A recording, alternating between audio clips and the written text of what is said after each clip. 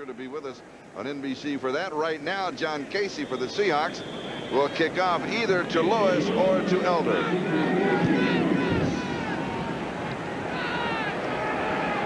And Donnie Elder at the 5, to the 10, the 15.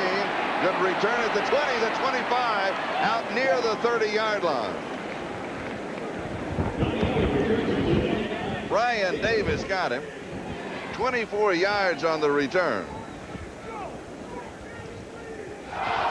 Let's check in now with the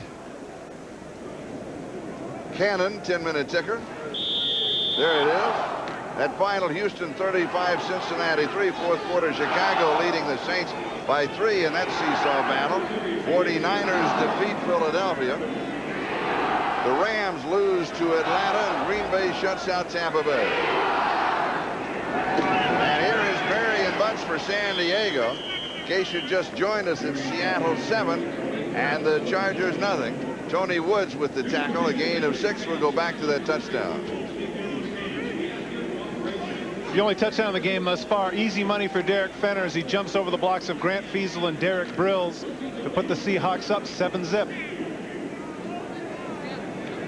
Good looking drive there of 8 plays and 56 yards, alternated both 4 runs and 4 passes.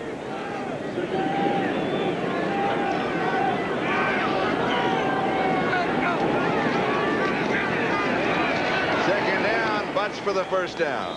Marion goes to the 41-yard line. It'll be a first down, a gain of 5. Robinson and Wooden with the tackle. This is what the doctor ordered right here, the counter trade of Marion Butts. First down play, he gets 7 yards. This time he gets another 5. This is what San Diego wants to do. Not only do they want to take some time off the clock, but they want to see if Marion Butts can get back to what he did in 1990. As I mentioned at the outset, he was 3rd in the National Football League in rushing, but this year, because of a holdout, he lost his starting job to Rod Bernstein, and people are wondering what kind of shape he's in. And I think the way they're running him thus far, they're going to see in a big hurry. Butts 4 carries, 18 yards. Here's his 5th carry. He cuts back. 5 carries, 20 yards. Cortez Kennedy and Jacob Green make the tackle. Rod Bernstein is on IR, a fractured transverse process. Injured reserve. He will be out the minimum, of course, of at least 4 weeks. One of the reasons right there, somebody who obviously is not on the Pritikin diet. One of the successes of the Seattle Seahawks has been that man, Cortez Kennedy, who this year from the inside leads the team along with Rufus Porter with 5 sacks. He too was a holdout last year and wasn't terribly effective. Flags are down, whistles sound. I think Tony Woods was able to get Swain to jump off sides there. False start, number 72 on the offense prior to the snap, 5-yard penalty. Here's one of the problems that the Chargers face. That, of course, is the noise in the kingdom, and that is faced by every visiting team that comes in here because a very knowledgeable crowd. They cheer at the times that is going to most affect the visiting team. And what the Chargers are going to do today, they go on a rhythmic count. The tackles will be looking to the inside. They will both look to the quarterback freeze when he goes to a set. They will then take a rhythm count to themselves and count 1001, 1002, and go on the rhythm count. That could be kind of dicey.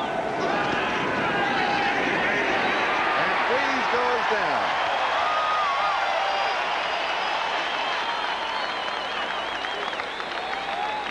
Jacob Green got him. I tell you, you'll see some scrambling among the Seahawks. They are battling what they have a sack belt that they're all battling for to see who has the most sacks, and they all want a piece of the action. Look at that 360 move by Jacob Green at 32 years of age, showing that he still has some momentum. That's a nice play that he makes there, taking the inside rush on Thompson and getting the sack. Jacob Green, since they have totaled sacks back in 1980, take a look at this. Number 4 on the all-time list, Jacob Green. And when we talked to him yesterday, he says he's at the stage now where he's only taking it a year at a time, but he doesn't look too old to me. It's certainly not on that play. That was his 3rd sack of the year. Freeze goes down again. Rufus Porter has his 6th of the year. He is leading the competition for the Seattle sack belt. It'll be 4th down. What's impressive about Rufus Porter is there are an awful lot of guys on the outside that are fast, but take a look as he comes from the right of your screen. He's going against a man that's 270, but Rufus Porter there actually gets dragged down, is able to get the ankle. Rufus Porter plays outside linebacker at 6'1" and 220 pounds. And as Charlie just mentioned, that was his 6th sack of the season, and now he is ahead in the running for the sack belt. Jeff Bryant has 3. Cortez Kennedy currently is second with 5. John Kidd with the kick. Fair catch is called for by Chris Warren. And Seattle will move on offense from their own 42-yard line. They lead 7-0. This is Charlie Jones. Todd Christensen. We're in the Kingdom. Seattle has the ball. They lead 7-0, and Chuck Knox, of course, their head coach. Very impressive there. The only man in NFL history to win three different division titles with 3 different teams. And Charlie, of course, you remember, I had to laugh at the LA Rams. He won 5 straight division titles with the LA Rams, and he got fired because the teams weren't exciting enough. That's right. Give me a break. We're in showbiz, not in football. That man's the consummate football coach. Terrific book, too, Hard Knocks. Seattle first down, their own 42-yard line. John L. Williams in motion. And Finner is going to be pulled down after a yard, maybe a yard and a half, by George Thornton, the rookie taken from Alabama. And here is the NBC 10-minute ticker. These are now finals. Houston defeating Cincinnati.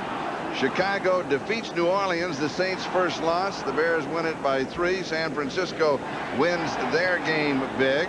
The Rams lose to Atlanta 31-14, and other scores as you go through them.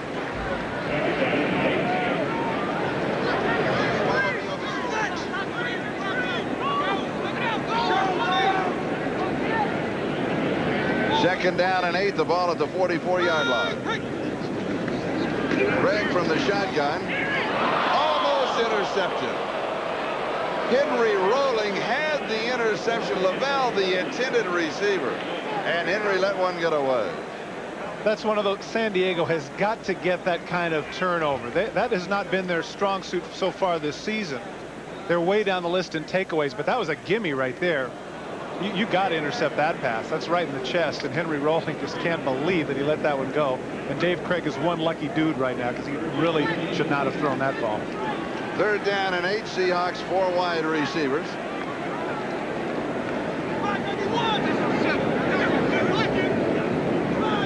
John L. Williams becomes the 5th receiver if he doesn't have to block. Down the sideline, a little pushing and shoving. The pass is incomplete to Lewis Clark. Sam Seal had the coverage. It looked as if Clark was trying to push off of Seal. No flag. 4th down, they'll be kicking. Sammy Seal, an old teammate of mine with the Los Angeles Raiders, does a nice job right here. First thing he does is he looks back. The ball wasn't catchable anyway, but he does a nice job of looking back and forcing Clark to the sideline. So even if he does come up with a catch, he's going to be out of bounds. So the Chargers defense holds. Rick Tootin will be kicking to Kittrick Taylor.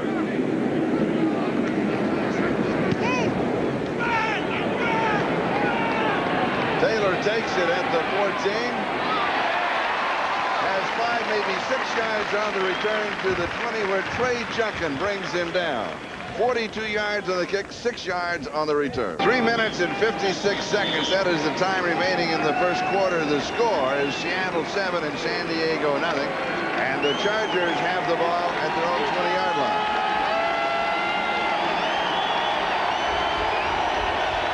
Marion Bunch is the remaining back. And Freeze throws on first down. Pass is complete to Anthony Miller, far side. And he will pick up 9 yards on the play. It'll be 2nd down and 1. Rufus Porter makes the tackle. George Thornton, the rookie defensive lineman for the Chargers, number 93, was taken in the 2nd round of the draft. He is listed at 300 pounds. I'm not sure if that's a true weight or not. Well, one of the things that Dan Henning was telling us yesterday is that everybody got a nice cheesecake after they beat the Los Angeles Raiders, a 12-piece cheesecake. George Thornton sat down in front of his locker and ate every single piece. Freeze goes deep, double coverage on Miller, and it's overthrown. You know what? I like that, though. 2nd and 1, instead of just plowing butts into the line, they feel like they have to take some chances. You know, they're 1 and 7. What do they have to lose? I like that play, even though he threw into double coverage. Harper and Robinson had the double coverage. It'll be 3rd down. This is Freeze's first NFL start indoors. Of course, he played a lot indoors at Idaho in the Kibbe Dome, so He is used to the dome. But you can see by that graphic, despite the fact that this is only his 9th NFL start, he has been very effective, particularly the last 2 games. He's had 300-yard games. You can see he's got some friends from the Potato State here to cheer him on. As he was going down, he completes the pass.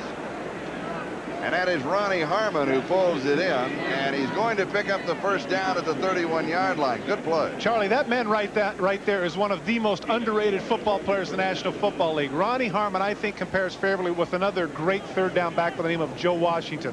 Watch the catch that he makes. You can see that he's under a little bit of duress, but watch Harmon come from the right of your screen, a simple circle pattern. This is a tough catch because watch how hard Freeze throws it, and he's only a little ways away. Now he makes the move and comes back. Ronnie Harmon has been averaging over 6 yards a carry and over 12 yards a catch, which is very impressive for a running back. Robert Blackman hits Marion Butts at the line of scrimmage. Butts carries him to the 36-yard line, so he has 4, and it will be 2nd down and 6. I'm surprised they're not going to this more. You know, during the last series, he had 2 carries for 12 yards in the first 2, and then they never went back to him. They started throwing the ball. Or shooting it, as you saw Freeze there. I wonder what that was, the motion for the jump shot? You mentioned Freeze has his friends here from Idaho. Well, he needed 75 tickets. It cost him $1,500. And here is Butts should pick up the first down at the 42-yard line. Let's see where they spot it. Of course, you know Dan Henning his roots are with the Washington Redskins, and that's the standard counter tray. And when you got a 250-pounder who runs the 40 and 4.5, you've got somebody that can really press ahead. From the left side, you have Swain and Moten cutting across, and they knock off Jacob Green and, you know, create an alley for Butts to get up the field. And I think this is something that San Diego should stay with.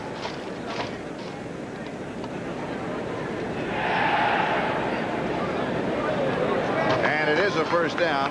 For those of you that have just joined us, Marion Butts, the starting running back, because Rod Bernstein is on IR. He is out with a fractured transverse process and will be out for at least, of course, the required 4 weeks. Butts 7 carries, 30 yards thus far, with 1:25 and counting time remaining in the first quarter. Seahawks lead it 7-0. And here is Harmon on first down. A little bit of a new wrinkle for the Chargers. Usually you see Harmon only on 3rd down. Here you see him on first. Tony Woods with the tackle. Why do you suppose, Charlie, that they don't play that young man more? I mean, I understand that he is a great 3rd down back, but at 5'11", 200 pounds, and his ability to make tacklers miss, I would think that they want to play him more than just 20 to 25 plays a game.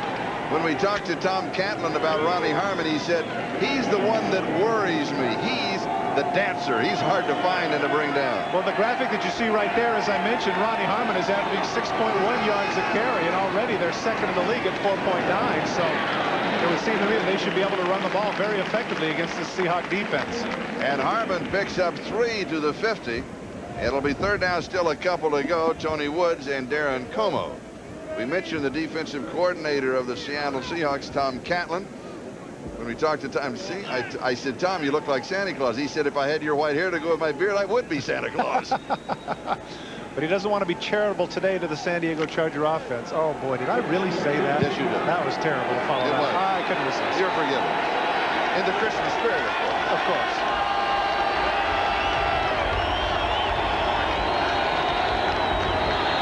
The play is stopped because that is the end of the first quarter. The crowd was anticipating the countdown to the end of the first quarter. Now the gun sounds. That makes it official. 1 in the books. 3 to go. Seattle leads it 7-0. Kingdom, a moment here to digest the statistics at the end of the first quarter. And we have a bee report from the field that there's a swarm of bees on the field that are bothering the players. So if you see them swatting them away, that's what it's all about.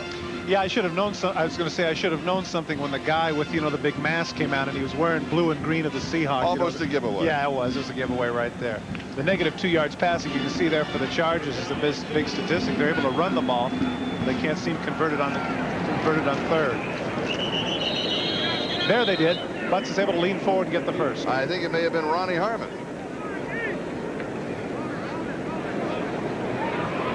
Oh, you were right. It was 35, not 33. There's only about a 50-pound difference. I know, but only 2 off on the numbers. New Orleans scored against Seattle in the first quarter of the Seahawks' first game of the year, and since then Seattle has not been scored upon in the first period. Very impressive. And the chains are out again. However, they do play 4 quarters.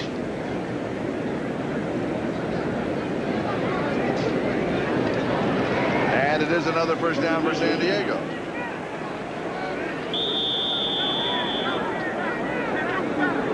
Do you get the feeling at this point that maybe they should just run Butts till he drops?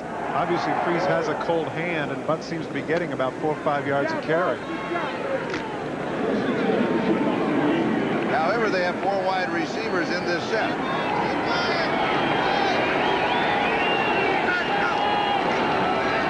Freese the throw. He goes deep. And it is intercepted. A flag is down. Miller, the intended receiver. Brian Davis comes up with the ball. Now this is interesting. Once again, we're going to have a face guarding situation, and Brian Davis is trying to urge the crowd on to boo. You know, Brian Davis didn't look back quick enough. It didn't look to me like it was that he was contentious by any stretch of the imagination. I watch Brian Davis. Yeah, the hands are up right there, but he looks back. What they're talking about right there is his prevention of letting Miller pull his right arm up. That's what the official sees right there.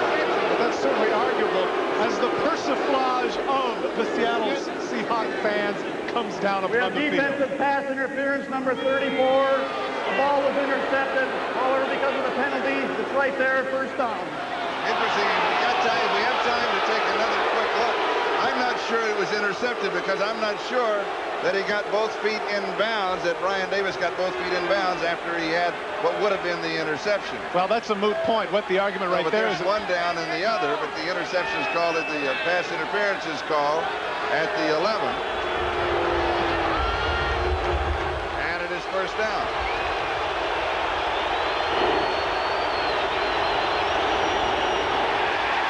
And Butts is stuffed by Rufus Porter. He's going to lose a couple on the play, maybe 3. Rufus Porter does a nice job there of anticipating the snap count. Watch how quick he is off the ball.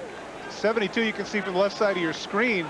He never has a chance. Porter comes right in there, nails him with help from Kennedy, and Butts is frustrated by the fact that where did they all come from?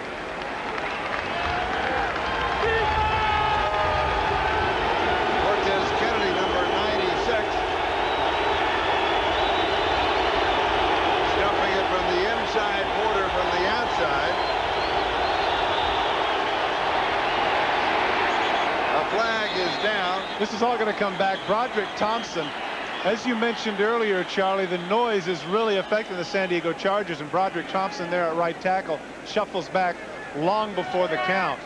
We have false start, number 76 on the offense, prior to the snap, 5-yard penalty. You made allusion earlier to the fact that what the offensive tackles are having to do is to look back inside. Well, part of the frustration of that is that in looking back inside, they have to react to the movement of the defensive end. Watch the rock number 76 takes right there, because he can't quite hear the snap count. That costs San Diego 5 yards in a territory that they couldn't afford to lose 5 yards. It is second down and 18. The ball at the Seattle 19. 4 wide receivers, 3 on the near side.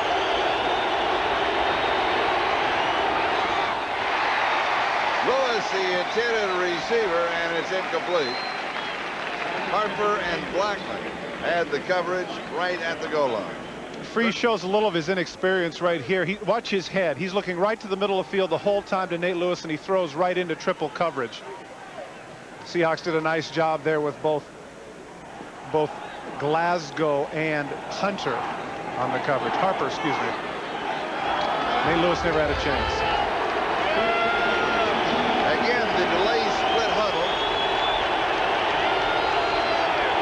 11th play of the drive. Pass is complete at the 11-yard line. Now at home you're saying to yourself, wait a minute, it's 3rd and 18. What does this do? What does this play do at all? Well, it does 2 things. First of all, it makes it a field goal, which is inside the 30, which is a better percentage. And the other thing it does is it gives Freeze some confidence. An easy throw out there into the flat, simple 10-yard gain, and now it should be a gimme 29-yard field goal. There's just no way in this situation inside the 20 that on 3rd and 18 they're going to come up with a first down. That was Anthony Miller's second reception of the ball game. Carney from 29 yards away. And it is good. So with 12:13 left to go, first half, Seattle 7, San Diego 3. 7, San Diego 3, 12:13. Time remaining in the first half. John Carney will kick off with Chris Warren and Derek Lavelle, the deep backs on the return for the Seahawks.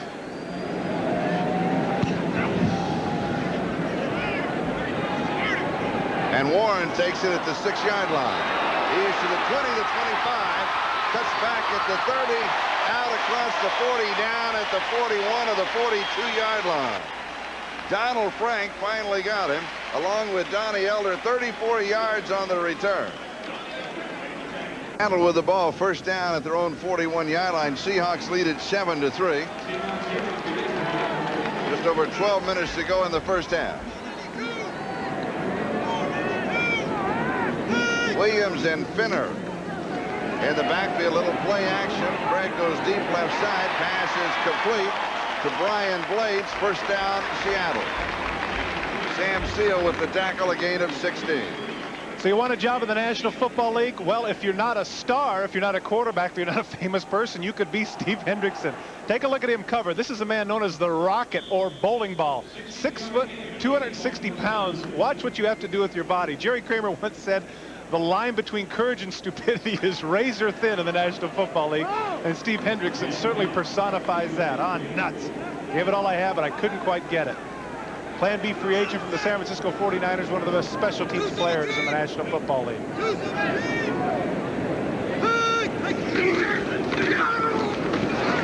John L. spins to the 39-yard line, a gain of 4. Let's go to New York City for an update on Bob Costas. Charlie, the Redskins are the only undefeated team left. The Saints fall from the ranks of the unbeaten as the Bears catch them at the wire. 54 seconds to go. Tom Waddle catches this 12-yarder from Jim Harbaugh, and the Bears upset the Saints at the Superdome. Chicago is 6-2. The Saints are 7-1, 20-17. And I must say I'm very impressed because you called that today before the game even started. You said Chicago's going to upset New Orleans. I think so. New Orleans is a good ball club. But I don't think they're that good a ball club. They're going to get knocked off a couple of times. They're a playoff team. But, I mean, you called it. I'm impressed. John L. leans across the 35 to the 34-yard line. George Thornton, the Cheesecake King that we talked about, was a man hanging on to him. He has a new nickname. His call, of course, Big Cheese. Let's now check out the Miller Genuine Draft Light 10-minute ticker. In the second period, Cleveland shutting out Pittsburgh. Dallas leading Detroit 7-3. Denver leading New England by a field goal. No score between Minnesota and Phoenix. And here in the Kingdom, it's Seattle 7, San Diego 3, and there is the Big Cheese. And Finner spins. It's going to be close. He may not make the first down. Billy Ray Smith had a piece of him, was trying to pull him down along with George Hinkle. You know, that's right there is what the coaches for the Seahawks are disappointed in. When they played the Raiders a couple of weeks ago and lost 23-20, watch how tentative Finner is coming in here. Hey, it's 3rd and 1. Just stick your nose in there. Instead, he tries to do a 360 move and use finesse. Hey, he's 6'3", 225 pounds. Lower your shoulder and get in there and make the play. 4th down, about half a yard. Billy Ray Smith had the fistful of jersey. This is from the 41, a field goal attempt of 51 yards by John Casey. He is hit twice from 45. Conditions. He's got it. John Casey from 51 yards away. 10-3. Back for the kickoff in a moment.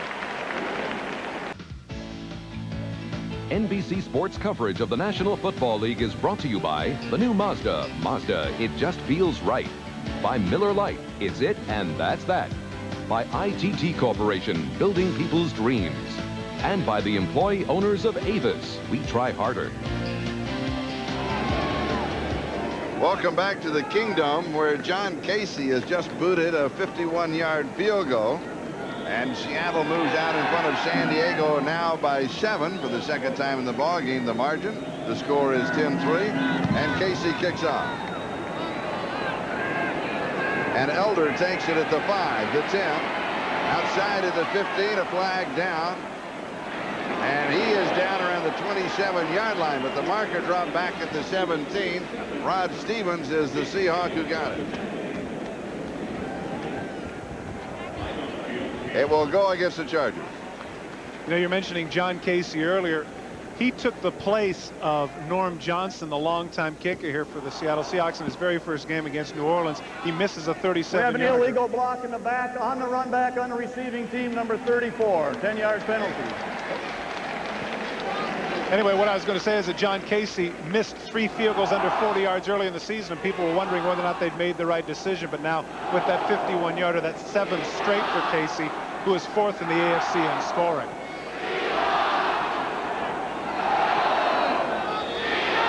The Chargers will start from their own 9-yard line. That field goal, his longest in a young career rookie, taken in the 4th round of the draft. Preseason, he did hit for 54 yards, but that's preseason. Well, he does look young. Reminds me of Steve Avery, doesn't he? And here is Marion Buck. They're going to give him a yard to the 10, and that's all. 2nd down and 9. Tony Woods was waiting for him along with Jeff Bryant. We gave you a shot to see Steve Hendrickson, the attack man. Take a look at Dedrick Dodge as he comes downfield. Now, he is about 185 pounds, and boy, the spirit is willing, but we'll see whether or not the flesh is weak. Oh, my goodness. Down he goes. The shot he takes there from Mike Zandowski, who weighs in at 305 pounds. That's right. As Clint Eastwood said in Magnum Force, a man's got to know his limitations. Pleased to throw, has good protection, drops it off over the middle. The pass is complete to Arthur Cox, and Terry Wooden makes the tackle at the 16. You know, Charlie, despite myself, I like Arthur Cox. I just think he is a good dude. What do you mean, despite yourself? Well, you because you know, when I meet him, he's not the kind of tight end that I was. You know, I played at about 225. Arthur Cox, you see him running off the field there, number 88. He played the game at around 280. This year, he came in the best shape of his life at 265. He hurt his leg earlier in the season, and 8 years running, he had played the National Football League without missing a single game. 4 wide receivers over the middle, incomplete. Lewis, the intended receiver, Harper had picked him up. It'll be 4th down. Tom Callan's doing a really nice job of disguising the coverages, and John Freese right now has no touch at all on the ball. When I talked to John this week at practice in San Diego, he said that's the one thing that concerned him, was that Seattle has a lot of different defenses. They were going to try and confuse him a lot, and they've been successful, let's face it. Well, Tom Catlin hasn't been in the National Football League for over 2 decades without not knowing what he's doing out there. You could go for 3. John Kidd will kick. Chris Warren has the return. There's pressure, but he gets it away high but short, and a fair catch is called for and taken at the 48-yard line.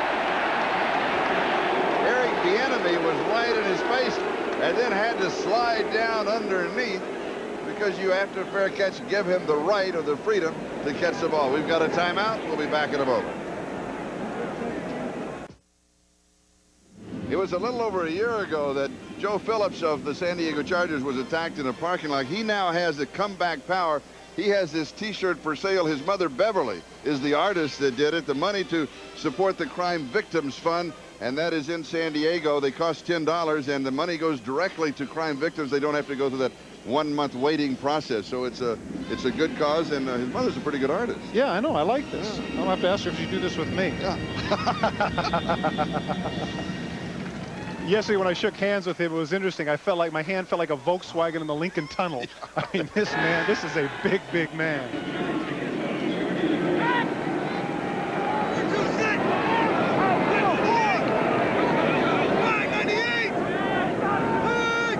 The ball at the San Diego 48-yard line. Craig wants to go deep. He does. The pass is complete to Tommy Kane. Big first down, about 20 yards on the play. It is 20, right on the number. And Gilbert and Martin Bayless are sitting there discussing whatever it is wrong in the secondary. This is definitely a missed coverage. You have a free safety who's playing zone and a corner that's playing man. And you can see Tommy Kane is all alone. He does kind of a Roy Regals here. Oops. Oh, no, wrong direction. Come back, Tommy. Henry Rolling slams him down to the ground, but you can see Sammy Seal right there looks over to the free safety and says, what's going on? A definite miscommunication in the secondary.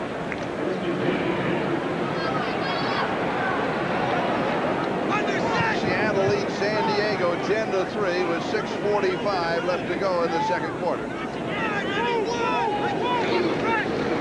Little play action fake. Greg Sets throws to the end zone. It is intercepted right at the goal line by Gil Bird. That is his 5th interception. Yesterday when we talked to Gil, he said somebody's got to step up and make the big play. Could this be it for San Diego? Possibly so. Well, Gil Bird has been an outstanding football player for the San Diego Chargers. There you see right there, more interceptions than any player since 1988.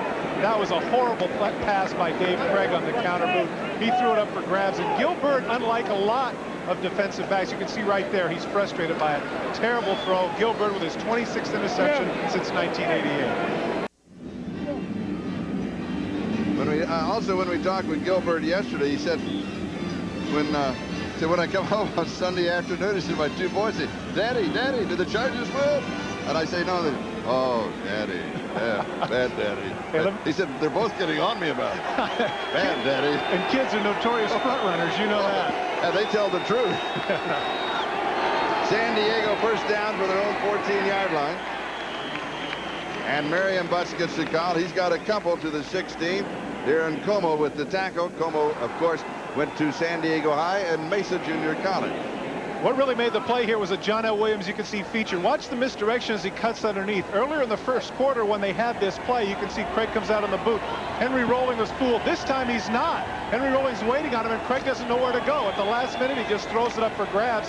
And as we mentioned, Gilbert made the interception. One thing I don't understand, I want to say this in Gilbert's behalf. The last 3 years, more interceptions than anybody in football, and he's yet to be in the Pro Bowl. I don't understand that. Makes no sense. You're absolutely right. And here is Butts as he reaches out across the 25-yard line. Let's see where they spot the ball. They're going to spot it right on the 25. And that'll be a first down. Eugene Robinson had to definitely test his manhood on that last play, I'll tell you, because he had to come up and take on Butts head on. Marion Butts at 250 pounds. Eugene Robinson, number 41, the free safety for the Seattle Seahawks, is leading the team in tackles. But man, oh man, he paid the price on that last play. He had all of those 250 pounds on top of that. San Diego, 4 wide receivers on first down. And Ronnie Harmon carries on first down. And he has 9 yards to the 34, second down and 1. Robinson with the tackle, and so the Chargers are mixing up that offense, and they're also putting Ronnie Harmon into action on first down rather than third. Just what we were talking about. That's exactly what they should be doing. Of course, Ronnie Harmon's most prominent moment, as people will recall, was in the divisional championship game with the Buffalo Bills when he dropped what would have been a game-winning touchdown pass against the Browns, a game which he did. Since then, he's been doing nothing but catching passes and getting first downs for the Chargers. Breeze has time, throws, passes complete. Now that's Anthony Miller. That is his 3rd reception of the ball game. He has been a big question mark in San Diego. He has been plagued with bad hands. I don't know, concentration, maybe not in shape. He's had some injuries. Bottom line, he has not had the year everybody expected him. Thus far, he's had the kind of game that the Chargers expect from him. You know, Charlie, the last 2 years, Anthony Miller, who has a tremendous reputation in this league, I mean, he has been a 2-time Pro Bowler, despite the fact that he hasn't had gargantuan numbers. But coming into this game, he only had 27 catches. And according to one coach, he had close to 8 drops, which is just unforgivable on this level for a professional receiver. But he looks good today, as you mentioned. Play action fake pass is complete right side. The fake was to Butts, the throw was to Butts, but Robert Blackman, who has been playing excellent, an excellent strong safety for the Seahawks, was there all the way. Be sure to be with us at halftime for the Domino Pizza's NFL Live at halftime. The whole gang is going to be there. They'll update all of the scores and highlights from around the National Football League. In case you missed it, the one you're laughing at the I'm photo. laughing. It's a quartet of cheesy grins. I thought maybe separated at birth, all four. Second down and 9. Freeze's pass is over the head of Anthony Miller. Boy, he took a shot from the backside. James Jefferson came on a corner blitz, and they had nobody to pick him up. He took one right between the 1 and the 7. And it'll be third down and 9. You know, I tell you what, Tom Catlin is really coy. I asked him yesterday, I said, well, you going to blitz a little bit more, you know, try to put some pressure on the young quarterback? And he just sits there and says, we might. Yeah, right, we might. He's made it tough sledding. That man right there, he loves to coach football. Had a heart attack back in March, but was able to come back and work only 2 months later.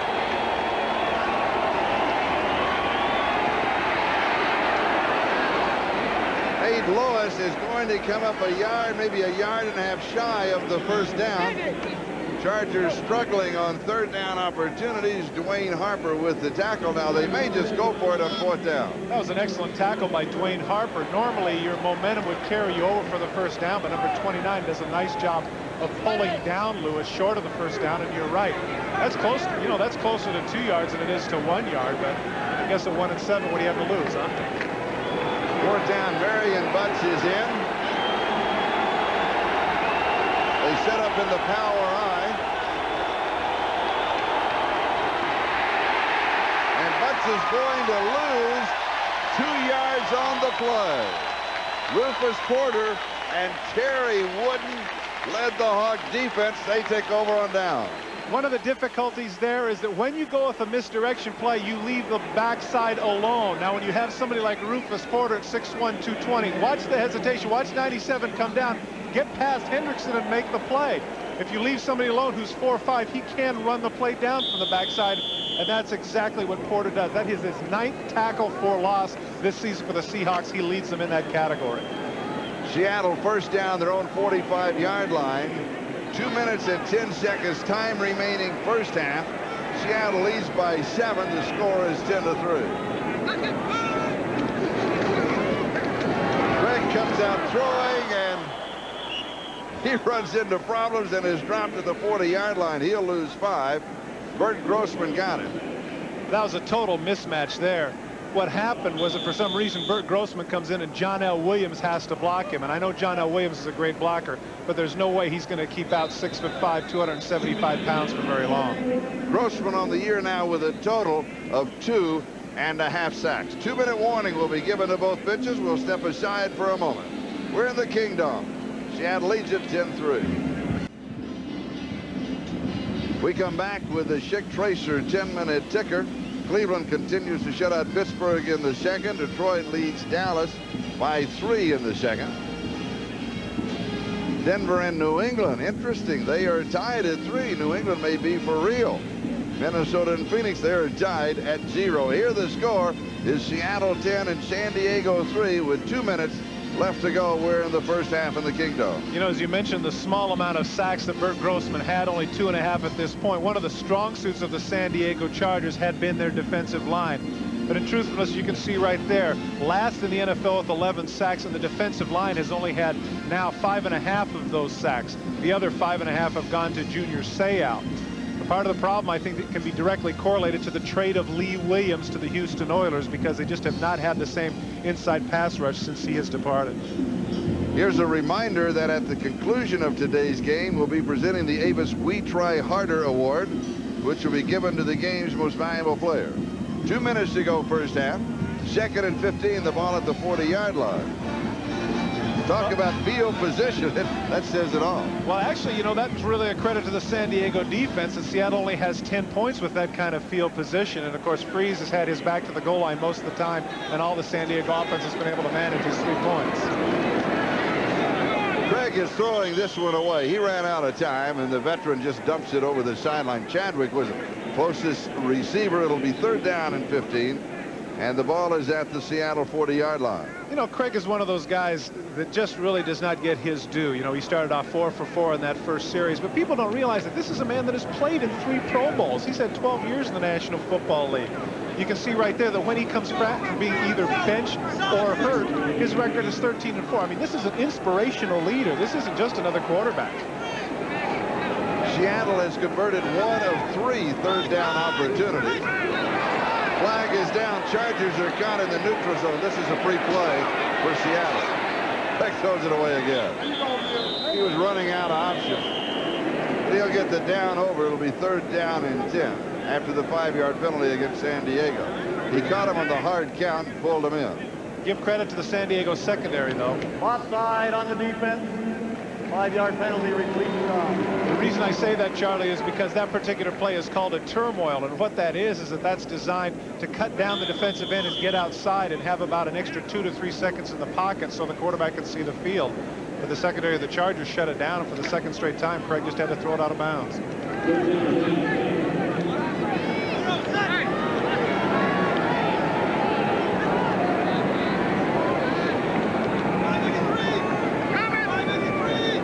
Seahawks with 4 wide receivers. And another flag. San Diego was in the neutral zone, but they're going to stop the play. Hitchcock may have been moving for the Hawks. He is number 76, the right tackle. For the 2nd time in a row, you can hear that offbeat count of Dave Craig's hot, hot, hot, hot. You know, and he's obviously trying to draw people off sides, but in that case, I think you're right. He got his own guy. We have false start on the right tackle prior to the snap, 5-yard penalty. Billy Hitchcock is actually a pretty interesting story. Very interesting story. Naturally, they have to call him Wild Billy Hitchcock. He is from a suburb of Montreal and has really only played organized football for about 4 or 5 years. He was somebody that came as an 8th-round pick, number 78 there. Excuse me, number 76 in your screen. And Billy Hitchcock grew up, they say, getting beat up a lot. All of a sudden he grew, and that went away quick when he got to be 6'6", 300 pounds. When he was at Purdue, he was a defensive lineman. As a senior, they changed him to offensive lineman. He said, I used to hate the offensive guys. Now I find out they're very smart. Knocked away. Good defensive play. Donnie Elder makes it. Chadwick, the intended receiver. It'll be 4th down. Charlie, after that first series where Dave Craig was an inhuman 4 for 4, he has come back to reality. And as you mentioned, nice play there by Donnie Elder, who shows a very serious vertical jump to go up there with Jeff Chadwick, about 5 inches taller than he is, and bat the ball down. So Rick Tootin will be kicking. He has averaged 45.9 yards the last 2 games. The first 2 games that he's been with the Hawks. And Kittrick Taylor is the return man. His first kick today was 42 yards. This one in the 40-yard range. There's a flag down. Taylor on the return. He's to the 30. Almost broke it. A couple of steps away as he is down outside the 34, near the 35-yard line. But don't forget that flag back at the 43. Well, if it's against Seattle, I would guess that San Diego is going to refuse it because finally they have some pretty good field position. 39 yards in the kick, a 13-yard return if it stands. Ineligible man downfield. They'll definitely let that go. I think the ineligible receiver downfield on the kicking team, number 90. Penalty is declined. Terry Wooden got the early start, and San Diego has the ball with 1:32 left to go in the first half. Seattle leads it 10-3. Back in a moment. This is Charlie Jones and Todd Christensen. We have just over a minute and a half remaining in the first half. Seattle leads it 10-3. San Diego will have the ball at their own 35-yard line. We've got a big one for you next week here on NBC. Houston, their record now is 7-1 with their win today. The Redskins' current record at this moment in time is 7-0. Right now, they are the only undefeated team in the National Football League as the Saints lost to the Bears today. That could well be Super Bowl 25.5. And by the way, in NFL Live, the hated Bill Parcells this week will visit Redskins Park. I wonder how he's going to be greeted. Tentatively. Let's just say that he shouldn't hold his breath for the red carpet treatment. How about that? You know, it's interesting that you and I, during our broadcast, Charlie, had back-to-back weeks of both Houston and Washington. In both cases, each team scored over 40 points and showed an awful lot offensively. So I could see that game as being very exciting with a lot of points on the board. And from Houston's standpoint, they tell us that if they want to get to the Super Bowl, they have to have home field advantage in the championship game. Should it be somebody like Buffalo, they feel they cannot win at Buffalo in January, but they can win at home against anybody in January, and the Super Bowl is indoors. I agree. Jack Pardee is a lot like Whitey Herzog was with the Cardinals. He designed his team for his particular home field, and that's where they are most effective, is in the dome. San Diego from the 35 freezes pass over the middle is complete. There'll be a flag. I thought I saw a face mask. Boy, I did too. It looked like he pulled him down by the head, but evidently not. And because of the expeditious nature of the 2-minute warning, we're not going to be able to find out. Kittrick Taylor with 9 yards to the 44. It is tipped. It is incomplete. Harmon, the intended receiver. Clock is stopped with 1:12. Cortez Kennedy got up and knocked it away. Cortez Kennedy in practice this week, for the first 3 days of practice, intercepted a pass in practice, and they were calling him the good hands man. Don't tell me they're going to call Cortez Allstate. Please don't say it. No. Okay. But they do say that here's a man that weighs 293 pounds, and it's all within 4 feet of the ground. Well, not right there. You shot. Hey, wait a minute. He said I saw at least 3 or 4 sheets you could have stuck underneath that jump.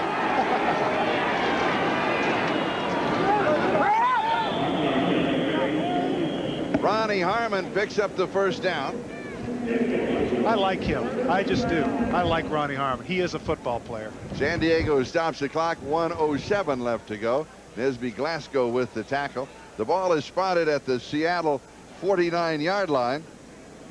And a first down. Big weekend next weekend on NBC. We talked to you about that Sunday game between Houston and Washington. Well, on Saturday, we'll start it all with the Breeders' Cup live from historic Churchill Downs in Louisville, Kentucky.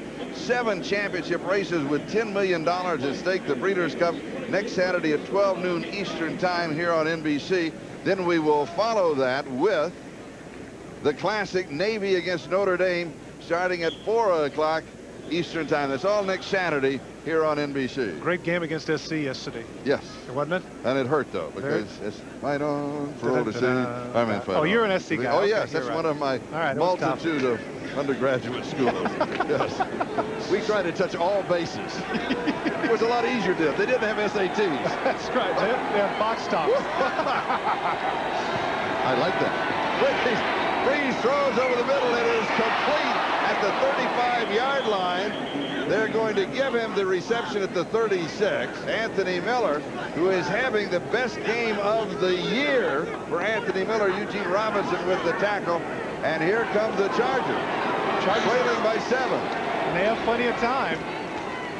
This one is caught. Possibly should not have been caught. Exactly only right. because that would have stopped the clock. But in that situation, Kittrick Taylor, you just go for the ball and hope that it all works out. It cost him a timeout. If it had been incomplete, of course, it would have stopped the clock. But that's second guessing. John Freese did a nice job on that throw to Anthony Miller downfield. Boy, he had him in single coverage. Once again, they blitzed the young quarterback, but he showed his poise and rifled it downfield.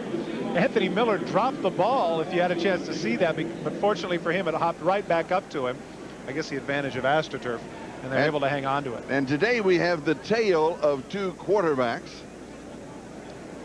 Mid-America, small town. Freese was born in Missoula, Montana, high school in Coeur d'Alene, that's in Idaho, and went to the University of Idaho. Craig, born in Iola, Wisconsin, is that the way that's pronounced? Yes, that's right.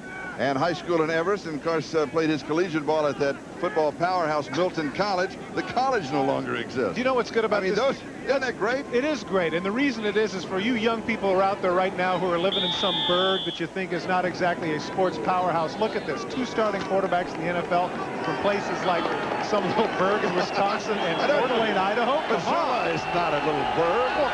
Coeur d'Alene. Oh, wait a minute. Freese knocked away at the line of scrimmage. It'll be 3rd down. But you're right, that is. I mean, it's all there. It sounds corny, but that's what America's all about. And I said to this young man yesterday, I asked John, I said, do you ever pinch yourself and say to yourself, wait a minute, Coeur d'Alene, Idaho, and the National Football League, those 2 are not exactly synonymous. But he said, I don't even think about it because he said, I thought I could do it. I like that, man. I like that level of confidence. It's great. When I talked to this young man, John Freese, there's Craig on the sideline, during the week, he said, you know what I would really like to do?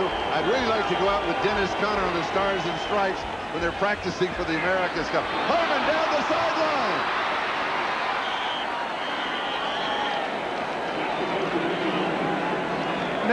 Now normally Out at the 12. let's face it.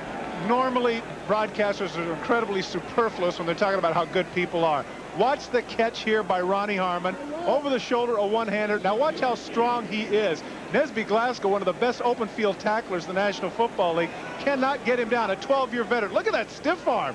Look at him putting it on Robinson and Brian Davis. What a player Ronnie Harmon is. He is having a terrific game. Only a team like Buffalo with the talent that they had could put that man on plan B. And with the line of scrimmage, the 12-yard line, and with 34 seconds left to go in the first half, the Seattle Seahawks take a timeout. They want to regroup. And so we'll regroup with a look at the 10-minute ticker. At halftime, Cleveland leading Pittsburgh now by 3. At halftime, Dallas and Detroit are tied at 10. Denver and New England tied at 3 in the second quarter. Minnesota leading Phoenix 7-0 second quarter. Here to Seattle 10, San Diego 3 with 34 seconds to go in the first half. And of course, stay with us for the Domino Pizza NFL Live at halftime show. They'll update all the scores, all of the early games, and highlights for you from around the National Football League. Charlie, Ronnie Harmon thus far has 4 rushes for 24 yards, a 6-yard average, and 2 catches for 30 yards. He has been an integral part of the success of the San Diego offense here in the first half. Freeze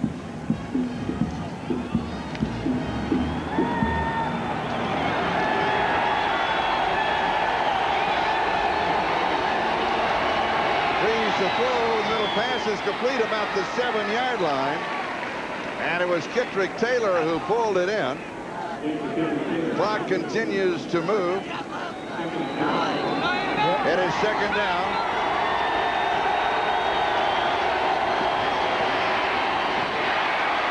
Knocked away at the line of scrimmage, almost intercepted. It was Tony Woods who made the play. The strange thing about it is it was actually a lucky play because he was getting knocked off the ball so far here. Take a look at the left side of your screen. Watch 72. He pushes Woods completely out of the play. And as it is, he actually ends up being right in the face of Freeze to knock down the pass. That's the 3rd time that Woods has knocked down a pass. This one, though, you know, it would have been hard to miss. Hit him right between the 5 and the 7. That's right. 3rd down and 4 at the 6.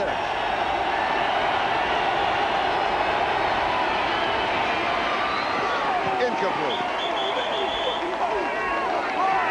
Lewis, the intended receiver. It'll be 4th down, and you'll go for the field goal. Give credit to Dwayne Harper there. They had man-for-man coverage, which is something you don't often see anymore inside the 20-yard line. Nate Lewis is complaining a little bit, but Harper was right there, and you can see by Freeze's reaction after the throw, he's a little disappointed in himself.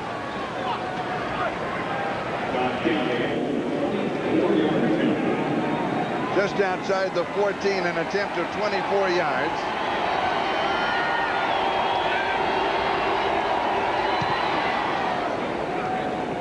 And it is good, as John Carney has his second field goal of the ballgame, 29 and 24 yards.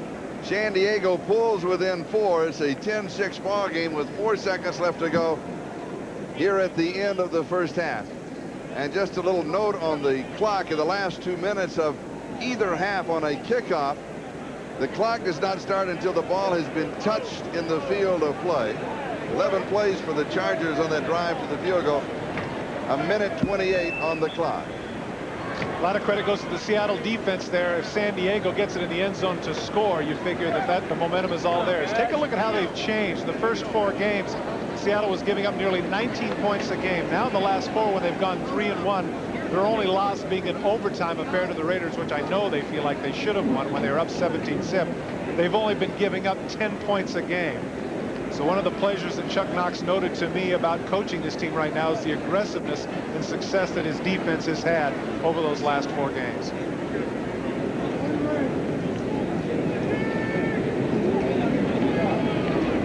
So John Carney will be kicking off for San Diego.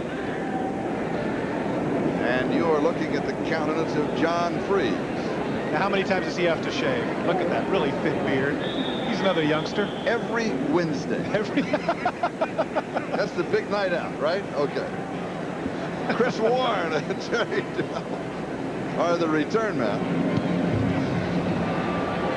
Clock now starts to tick away 4 seconds on the return. Here is Mike Tice, who was a quarterback in college at 6'7" when he played his collegiate ball at Maryland.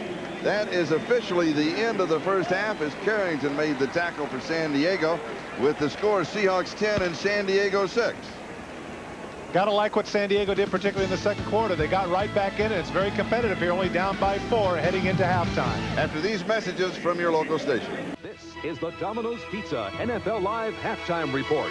Brought to you by Domino's Pizza. Nobody knows like Domino's how you like pizza at home. Okay, Bob Costas with Bill Parcells and O.J. Simpson. In the next segment, we'll run down all the scores, show you some of the highlights, but right now just a chance to talk a bit about a few of the high points from earlier today. The Oilers are off to the best start in franchise history. They're 7-1 after pounding the Bengals 35-3. Cincinnati now 0-8. Now next week, Houston goes to Washington at RFK. Now Washington will either be 7-1 like the Oilers, or if they beat the Giants tonight, they'll be 8-0, and the obvious talk is going to be about the possibility of a Super Bowl preview. Well, I wouldn't be surprised. I think right now they're the best two teams in their conferences. Of course, I think Washington is playing the best football there is, and this is a big game for Houston. One, they haven't been great on the road. This year, at least they're winning on the road. They lost one game to New England, but they're struggling on the road, and I think if they can go into Washington, they don't necessarily have to win. They just have to play a great football game. You know, in the past, they go on the road and they don't play up to their ability. They just have to play up to their ability, and then I think everyone will finally start taking them really seriously for the Super Bowl, because they always get in the playoffs and get beat right away when they get in the playoffs. From a coach's perspective, what is that level of ability? How good are they? Oh, I think they're very good. And like O.J. said, they had been very inconsistent on the road in the past. But, you know, they've come to New York, and they've won at Miami. Didn't play their top games, as O.J. said, but they managed to win. And that's something that they weren't managing to do in past years. I think the Oilers have a greater sense of urgency, particularly on the part of Warren Moon. You know, he's running out of time to win. They've been close quite a few times. I think this may be what he thinks is his best shot. Probably got the rest of the team convinced of that, too. Another interesting game was at the Superdome in New Orleans. The Saints were about a touchdown favorite over the Bears. Bears came in at 5-2. Saints, of course, 7-0. The Bears wind up winning the game 20-17. Now, how about this? You're the coach. You're Mike Ditka, right? Jim Harbaugh has completed 2 of 19 starting the last drive. They go, let's see, 52 yards in 4 plays in 1 minute. 3 of those plays are Harbaugh passes, and he completes them all on the last drive, including a 12-yarder to Tom Waddle for the game-winning touchdown. He winds up 5 for 22 for the game, but you win it. Well, those are the kind of things, Bob, that win divisions for you. This win for the Bears here is really monumental. They're struggling along in the Central. There's a couple teams close to them. This win right here, I think, gives them impetus for the whole second half of the season. It's really a great win for the Bears, and you could smell it because Ditka was kind of setting it up all week. We don't have much of a chance against these guys. These guys are the greatest. You knew the Bears would be ready to play well. Well, you're talking about 2 physical football teams, and Chicago will always play a physical game, and they play these type of teams well. This is not a team with a great offense, New Orleans. So you knew Chicago would be in the game, and all they have to do is be in the game to give themselves a chance to win at the end, and that's exactly what they did.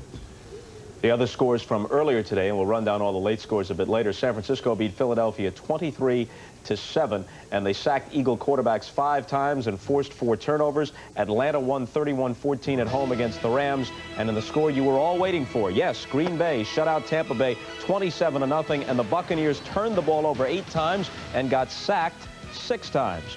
And we'll see you in a bit. It is halftime here at the Kingdome with the score, the Seattle Seahawks 10 and the San Diego Chargers 6. There's been only 1 touchdown in the ballgame. That was by the Seahawks. Derek Finner went in from a yard out. That was at the 8:18 mark, time remaining in the first quarter. And since then, we have had 3 field goals, 2 by John Carney of San Diego of 29 and 24 yards. And for Seattle, John Casey, his career best in the National Football League is he hit a 51-yarder. Again, the score is Seattle 10 and San Diego 6. We're in the Kingdome. We'll have a good second half for you. So don't go away right now. We're going to switch you across the country back to New York City and check in with Bob Costas. Bob?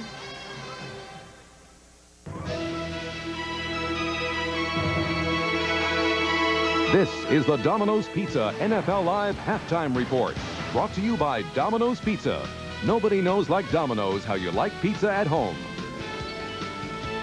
Okay, Bob Costas with O.J. Simpson and Bill Parcells. Let's start things out by checking on Cleveland and Pittsburgh. And, Juice, the Browns have a 10-7 lead early in the third quarter on their home field. Nightfall already in Cleveland because of the late start. Well, despite the fact that Pittsburgh scored right before the half came, I got to give Bill Belichick a lot of credit. He's done a great job with this team. His backer, Eddie Johnson, is out of the game. He's got 5 or 6 DBs on IR, and he's still getting the job done. If they win this game, they're 4-4. And I really have to ask myself, thinking about the problems that the Giants have. Let me ask you, Bill, who do you think they missed the most? Belichick or you, the Giants, that is? What a loaded question this is. I'll tell you what, I'm going to respond to that with this, O.J. I think we should call Buffalo and find out if Jim Kelly would rather have you or Thurman Thomas. Case closed. Do not give him the last word. Have you learned that? Yeah. All right. A couple of great active runners are taking part in the game today at the Silverdome. Barry Sanders has 11 carries for 39 yards for the Lions in the first half. Emmitt Smith, 13 carries for 67 yards for the Cowboys. They've just gone to the third quarter. They're even up at 10 apiece. Denver is playing at Foxborough. The game some of you folks are watching. David Treadwell has 2 field goals. Jason Starofsky has 1 for the Patriots. It's 6-3 Broncos at the half. Bill? Well, this is where we think that personal thing might be involved, and it looks like the Patriots defense is giving Denver about all they want. They're playing very well. It's a close game, and Denver better watch it because New England, you can tell emotionally their players are jumping around. They're gang tackling. They're diving for every ball today. New England's after Denver. Now, Seattle is a team that has a record of 4-4, but they've won 3 of their last 4. And 5 of their final 8 games, including today's against San Diego, are up in Seattle. So they've got a shot at either the AFC West Championship or perhaps more likely to be in contention for a wild card. They lead at the half over San Diego, 10-6. Minnesota and Phoenix, halftime in this one, 7-0 in favor of the Vikings. Rich Gannon with a touchdown pass to Hassan Jones. The field very wet due to a heavy pregame rain. Now, these are finals from earlier today. Houston is 7-1. Cincinnati 0-8, and the Bengals really didn't have a chance. As you see, Boomer Esiason didn't even suit up for Sam Weich's team. Eric Wilhelm was at quarterback, and more trouble, Warren Moon was the quarterback for the other team. He threw 3 touchdown passes in the first half, then coasted from there. Haywood Jeffries caught this one. Now goes the deep throw to Drew Hill off the fake right and the heave left, and Hill is behind everybody for the touchdown that covers 61 yards. Wilhelm was intercepted twice, one of them by Chris Dishman. Dishman has had either an interception or a fumble recovery in 7 consecutive games, and Houston goes on to win it 35-3. Their record is now 7-1. Next week they play at RFK against the Redskins, a game that some people will point to as a Super Bowl preview. The Redskins, if they lose tonight to the Giants, will also be 7-1 like Houston, or perhaps they will be 8-0. Juice? Well, you got to give Houston credit. They played against their arch rival, Cincinnati, albeit they're a horrible football team this year. They beat them the way they should have beaten them. They got out of the game with no injuries, and they should be ready for next week against Washington. Well, New Orleans thought they were ready for the Bears. The Saints, however, fall from the ranks of the unbeaten, losing 20-17 at the Superdome. Jim Harbaugh, for most of the day, was completely stymied by the sensational Saint defense, but he rallied his team at the end. Here's a highlight from early. Morton Anderson, last play of the first half, bingo from 60. Only Tom Dempsey's 63-yard game winner in 1970 for the Saints against the Lions is longer in the entire history of the league. Brad Muster capping a third-quarter drive, diving in from 6 yards out for the Bears as they try and stay in the game. Bobby Hebert's favorite target was Floyd Turner. Hit him with a 65-yard touchdown, then this 9-yarder. Turner had 9 receptions for 180 yards. But on the final drive of the day, Harbaugh, who had been 2 for 19, completed 3 straight, including the game winner to Tom Waddle, the 12-yarder with 54 seconds to play, gives the Bears the victory, 20-17. Bill? Well, you could almost smell this coming. Ditko all week long. We don't have much of a chance against these guys. He's not telling his team that. And I'll tell you, every year in the NFL, team that's pretty good like the Bears, but not on the level they used to be, they get the opportunity to say, hey, we can really do this. I think this kind of win in New Orleans today gives the Bears a lot of impetus for the second half, and I know it does their confidence a world of good. Better watch them. We got to zip through the rest of these scores. San Francisco takes its record to 4-4. Philly drops to 3-5, and the Eagles are hanging by a thread in terms of playoff possibilities. 23-7 the final score. San Francisco's defense forced 4 turnovers. They sacked Eagle quarterbacks 5 times. Chris Miller threw for 3 touchdown passes today. Atlanta 4-4, Rams 3-5, 31-14 Falcons in Atlanta today. And Green Bay sacking Tampa Bay quarterbacks 6 times and forcing 8 turnovers, 5 interceptions, and 3 fumbles. The Packers win the Battle of the Bays 27-0 in Tampa today. And we'll send you back for second half action in just a moment. See you a bit later in the day.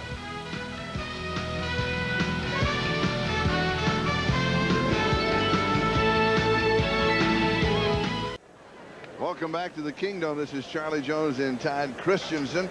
As we start the second half, the Seahawks lead it by a score of 10-6. And the statistics of the first half. Well, one of the things that's very telling, I think, is Seattle's inability to run the football. They have a total of only 18 yards rushing, and after that initial foray where they just marched down the field and scored the touchdown, they've been relatively quiet since then. And so give credit to the San Diego defense for keeping them in the game despite the fact their offense has only scored 2 field goals. Total plays in the first half, San Diego with 40, Seattle with 20. Chris Warren and Derek Lavelle are set as the return man as Carney kicks off for San Diego. Here is Warren at the 1. And he is decked right at the 20-yard line. He has 19 yards on the return. And Dave Craig will go to work.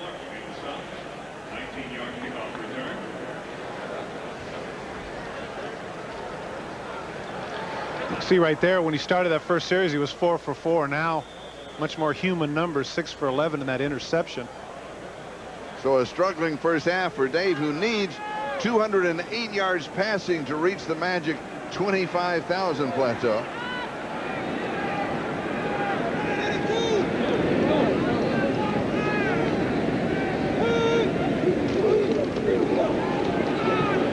John L. Williams gets the call, and he'll pick up 3 to the 23. It's going to be second down and 7 as Bert Grossman makes the tackle. What is the beginning of the second half like, Todd, when you come out in a close ball game like this after halftime? Are you a little sluggish to kind of get started at this point? Well, a lot of it depends on where you are. In the case of the Seahawks, if you're up 10-6, you can sometimes get a little bit complacent. That 14 on the side of the referees is in honor of Gene Barth, who recently passed away, a longtime official in the National Football League. Good guy, too. Yes, and an excellent official. He is already missed. Here is Spinner to the 25. And it'll be third down and 5 yards to go. Getting back to the point, though, Charlie, coming out of the second half, you know, if you're ahead, a lot of times you come out with a mentality instead of attacking. You come out in terms of just protecting the league. And so far, the lead, rather, and so far it seems like Seattle's been very conservative. And you saw number 50, Gary Plummer, coming off for the Chargers. He made that last tackle, and he has that cast on his right hand and right wrist. Finally, this week he can get some. They cut it back so he can use his fingers, so he can do a little grabbing and holding. He said the last couple of weeks, he said, I was like lost out there. It was like a club. I could not be very effective with it. 3rd and 5. Craig is pulled down. Leslie O'Neal got him. That is O'Neal's 3rd sack of the year and the 2nd sack of the ballgame for the Chargers.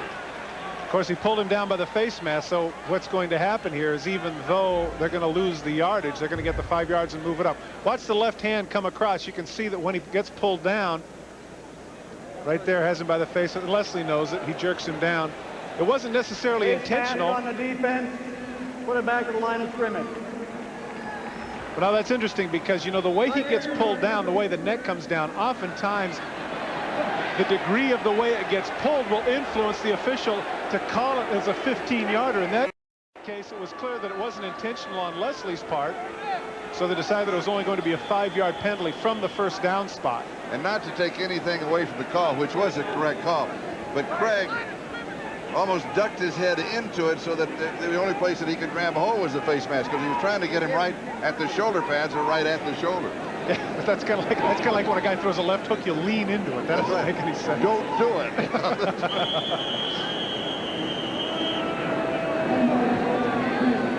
Now Seattle takes the timeout with 12:54 left to go in the third quarter. And Craig chats with one of the officials as he goes by. So kind of file that away. You like to save your timeouts, obviously, at the end of the ballgame. I think his argument there is just what we mentioned, Charlie. I think he thought that should have been a 15-yarder the way it got jerked around. Still complaining about it. So we'll step aside for the moment. Seattle leads at 10-6. You're looking right at it. You know it was the show. Here's what happened while we were gone. We have the voice of head coach Dan Henning talking about that penalty, and we're going to replay it over it for you.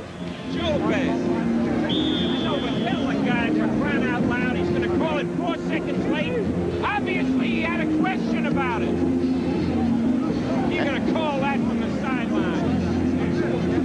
The replay on the diamond vision here looked as if it was he caught his shoulder pad, and that's Henning also complained about that, but you can tell from our replay he did catch the face mask. It was a good call. Craig throws. Kane drops the ball. He would have had the first down. It was third down, so Seattle will be kicking. Sam Seal had the coverage, and San Diego trailing by a score of 10-6 now with an opportunity to start the second half on offense with pretty good field position. Best starting position they have had has been the 34-yard line, so they probably should do a lot better than that. Right here. Rick Tootin is the kicker. Kittrick Taylor is the return man for San Diego.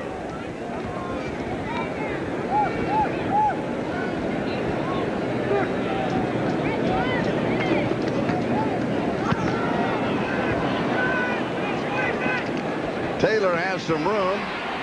He's going to pick up 6, maybe 7 yards on the return.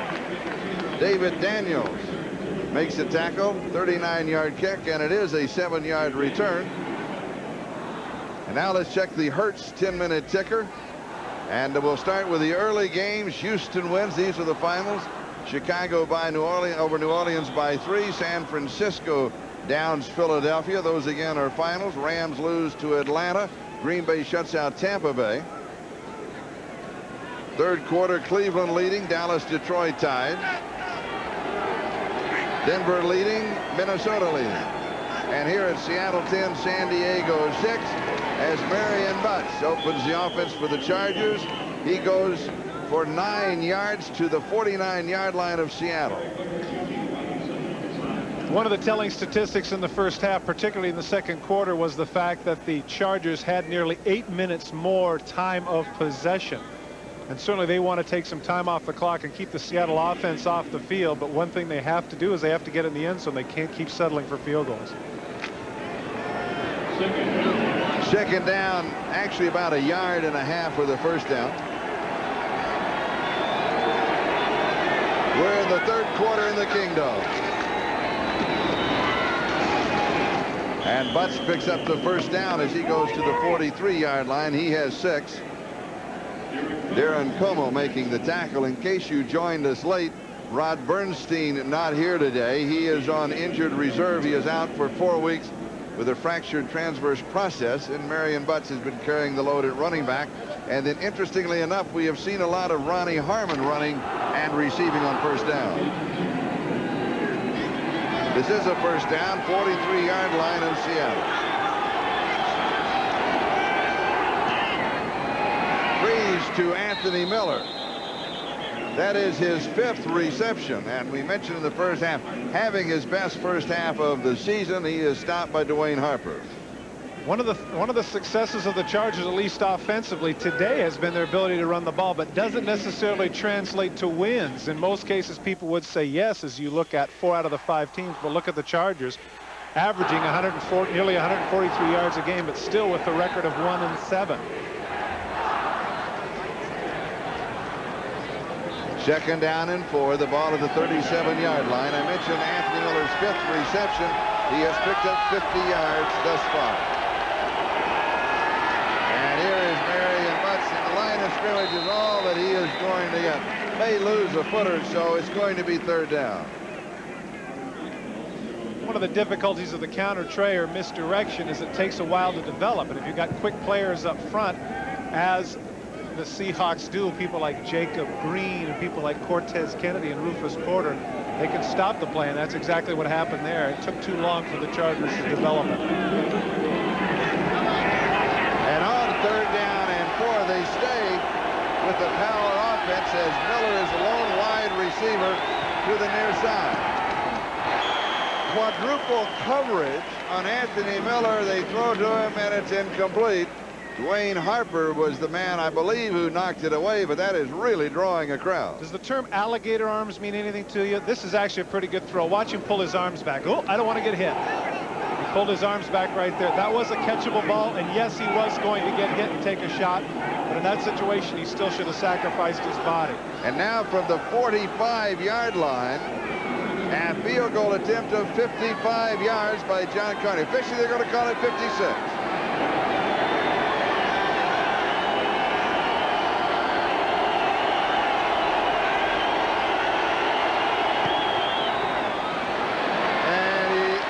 Comes up way short. So Carney, who is hit from 29 and 24, comes up short from 56. We've got a timeout. Back in a moment. NBC Sports coverage of the National Football League is brought to you by Pontiac and your local Pontiac dealer. We build excitement. By New Coors Cutter non-alcoholic brew. By Domino's Pizza. Nobody knows like Domino's how you like pizza at home. And by Hertz. We never forget who made us #1. We're Hertz. We're America's wheels. Welcome back to the Kingdom. 10-11 left to go in the 3rd. You know, we have to, I'm not one for second guessing, but you know, they're playing the field position game here early in the 2nd half, and you know, their kicker had never kicked anything over about 51 or 52 yards. So I don't think that was really a good decision, because now the Seahawks are at the 38-yard line. Even if they punt it into the end zone, at least that's at the 20. Vinners in motion. Here's Craig. Goes back underneath the covers to Tommy Kane. He is dropped at the 42-yard line. Gain of 4. It'll be 2nd down and 6. Now you can see themselves on TV. You can see Bobby Beathard with the coffee cup in front of him. Now somebody just walks in front of him and says, "Hey, buddy, this is my TV time. Hey, sit down." Ladies in the back enjoy being on camera. We need to get better lighting on Bobby is what we really need to do. He, of course, the general manager of the Chargers, the man that Sports Illustrated called the smartest man in the National Football League a few years ago when he was heading the operation for the Washington Redskins. 2nd and 6. And here is Lavelle. And he's going to pick up a yard. That's going to be it. It'll be 3rd down and 5. Phillips with the tackle. Bobby Beathard said that the fact that Dan has these players still playing hard and the players still thinking we're going to win our share of games, that's as important as anything. You know, he has had to field, I would guess, you know, the questions ad infinitum regarding the fact that Henning should be out of there when they're 1-7. But as indicated by that quote, he says, you know, some things just haven't gone our way. They're still playing hard. They're not blaming anybody, so they at least still have a positive attitude despite the fact that their record is so poor. Seattle 3rd and 5. They converted on their first 3rd down opportunity. Since then, they've been 0 for 4. 3rd down.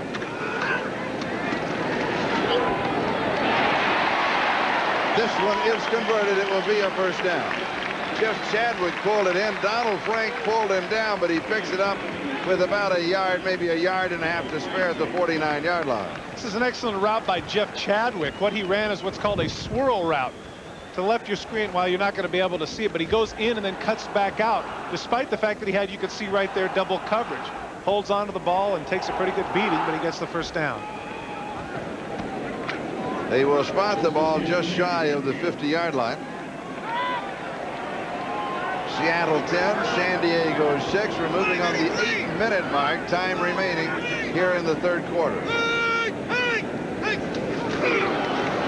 You can pick up the hard count of Dave Craig trying to pull the Chargers offside. Not successful. This time he gives to Lavelle. He's stopped by Bayless. A gain of a couple. Despite the hard count, that hasn't helped their running game any. They're still averaging around 2 yards a carry.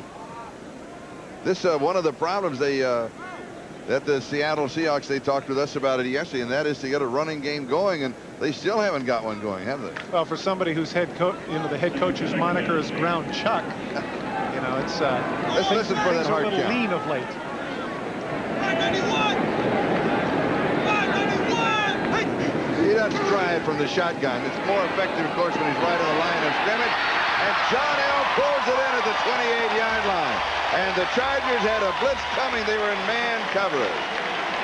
20 yards, first down. Charlie, you're exactly right. And what happens here is they get the mismatch with John L. Williams and Gary Plummer. Watch how fast Junior Seau comes in. Nobody touches him, and right there he looks. He knows it's man coverage. He goes to John L. Gary Plummer is an outstanding middle backer. He's averaged over 105 tackles over the last 5 years, but pass coverage is not his strong suit. Nice catch there by Williams, who takes the shot but still is able to hold on to the ball for a 20-yard gain. Well read by Dave Craig, and it's a first down at the San Diego 28-yard line.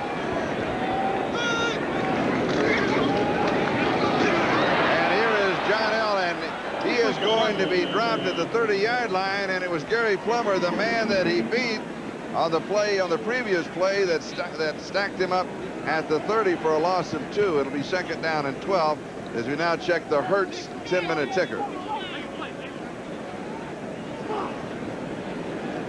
And here it is. Cleveland by 10 over Pittsburgh in the third. Detroit by 7 over Dallas in the third.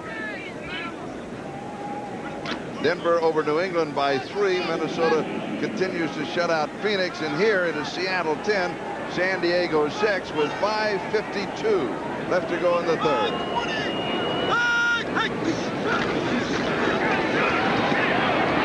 Tipped. Billy Ray Smith for the interception. What a tremendous athletic play by Billy Ray Smith, arguably the greatest linebacker in the history of the San Diego Chargers. Last night when we talked with Ron Lynn, he said to us that this man is probably the smartest man we have on this football team. He shows not only intelligence there and being in the right spot at the right time, but tremendous athleticism. Watch this right here. He bats it up in the air, keeps his concentration, comes down with it. Big turnover for the San Diego Chargers, and they'll have the ball when we come back. Following the interception by this man, Billy Ray Smith, who is finally healthy this year. And what an addition he will be to that defense. The Chargers have the ball. Here is Harmon trying to get around the right side on first down. Blackman brings him down. It'll be second and long. Right in the middle of your screen, number 54. He's looking at the eyes of Craig, and then he bounces back. Now watch what he does. He can't sack him. What a quick reaction that is. You have no idea that ball coming about 65, 70 miles an hour to go up, not only bat it up, but to keep the concentration and come down with it. Of course, the problems that Jeff Kemp had add to this, but right there you can see the Seahawks quarterbacks leading the National Football League in interceptions with 17.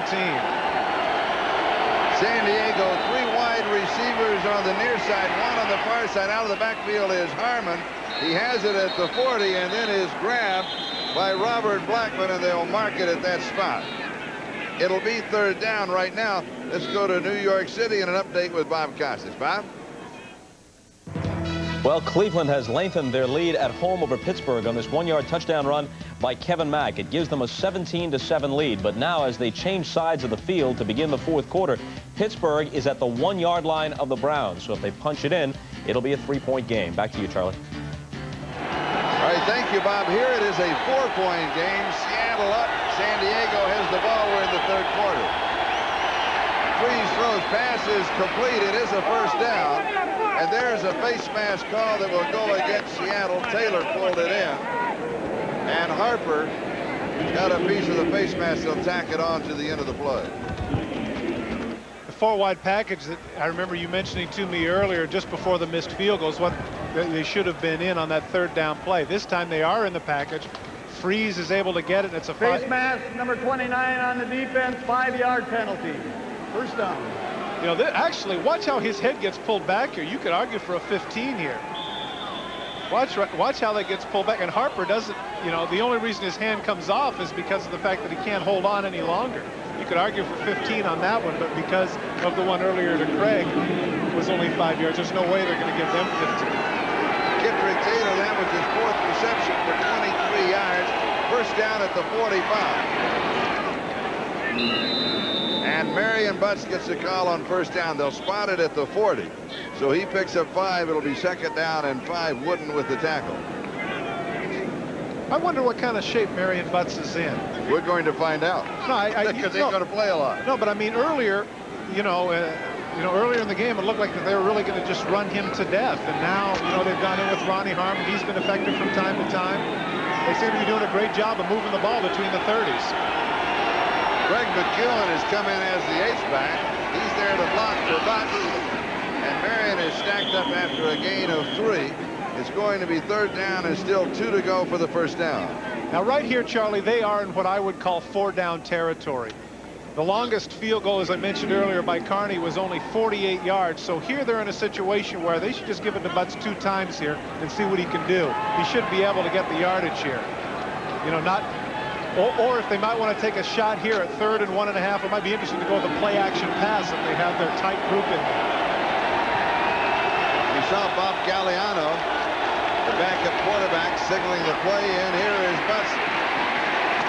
He spins and dives, but he's going to be short of the 1st down. It's going to be around a yard, maybe a little less. Robinson with the tackle, but he had a lot of help. Now that's interesting right there. They got to the 35-yard line, and it looked to me that the official spotted it right on the line. Then Patrick Hunter came up and accidentally pushed the referee. Listen. They're getting a lot of help. Now they've kind of back. You can hear all the players in the background. It was like a covey of birds all talking to each other. Step back, coach, please.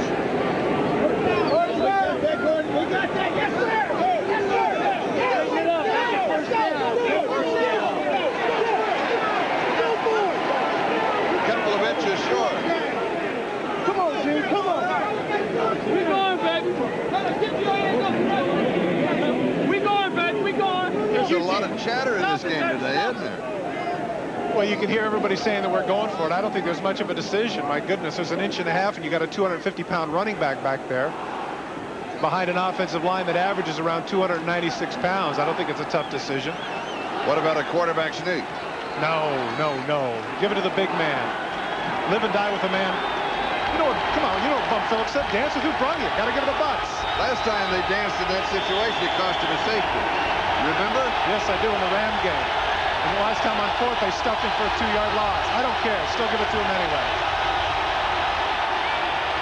Butts has it and is still going to the 22-yard line.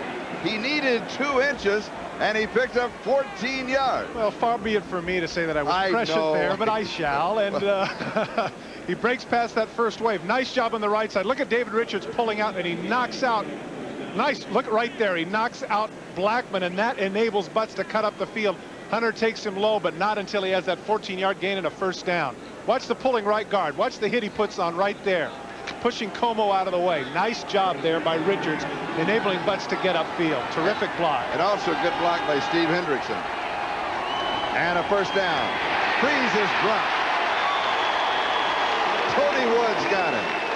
For Woods, that is his 1st sack of the year, the 3rd for the Seahawks. Well, it came at a very important time. Needless to say, San Diego had some serious momentum there. And I don't want, I'd hate to say that this is a microcosm of San Diego's season, but here it is. They get something going. They get down the field. Here they are feeling good about themselves. Big 4th down play. And what happens right there? They get a big sack, and now they have to come up 2nd and 17.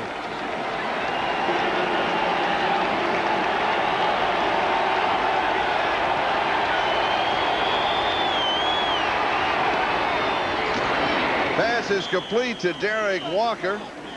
Walker gets about 5 of it back. Darren Como with the tackle. The 3rd down. Interesting face that Freeze had right there in that reaction. I wonder if he was trying to empathize with Walker on the hit that he took. The 3rd and 11 at the 23. We're moving on the 1-minute mark, time remaining in the 3rd quarter. Watch for the Seahawks here to come with a blitz and try to knock Freeze out of field goal range. San Diego's 4 wide receivers in a tight formation. They faked it. He has a man wide open in the flat, and that's Taylor. And he is out at the 19-yard line. Blackman picked him up. So it goes for 4, and it'll be 4th down and 7. Good open field tackle there by Robert Blackman. If Taylor, as you mentioned, was wide open, was able to get away from that one tackle, he probably could have had the first down. But number 25 Blackman, as you mentioned, an excellent strong safety for the Hawks, made a good open field tackle and now has forced the Chargers to try another field goal. From just outside the 26, an attempt of 36 yards.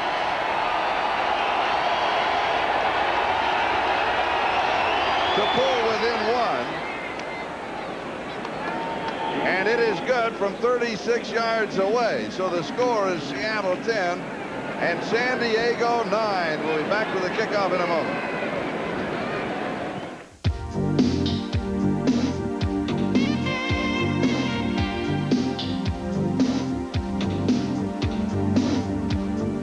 It has a breathtaking shape. It has new overhead cam power and standard anti-lock brakes. Introducing the all-new Pontiac Grand Am. Excitement with purpose. 25% of business people travel to small towns. That's why from Opelika, Alabama to Calais, France, you'll find us. Holiday Inn. Stay with someone you know who really knows you. Some people perspire. We sweat. The only protection for us? New Arid XX Sports Scent. It's the only leading sports solid that doesn't leave a white flaky mess. New Arid XX Sports Scent helps keep us extra dry. 1976. The youth of the world gathered in Montreal.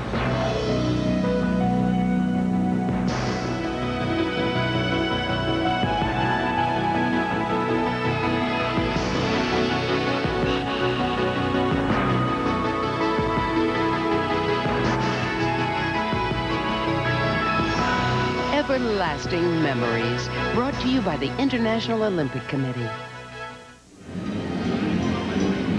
19 seconds the time remaining in the third quarter. San Diego with 3 field goals of 29, 24, and 36 yards by John Carney. He was short, way short from 56 yards. He has pulled San Diego within 1 of Seattle. The score is 10-9, the Seahawks on top. Chris Warren and Derek Lavelle are the return men for Seattle.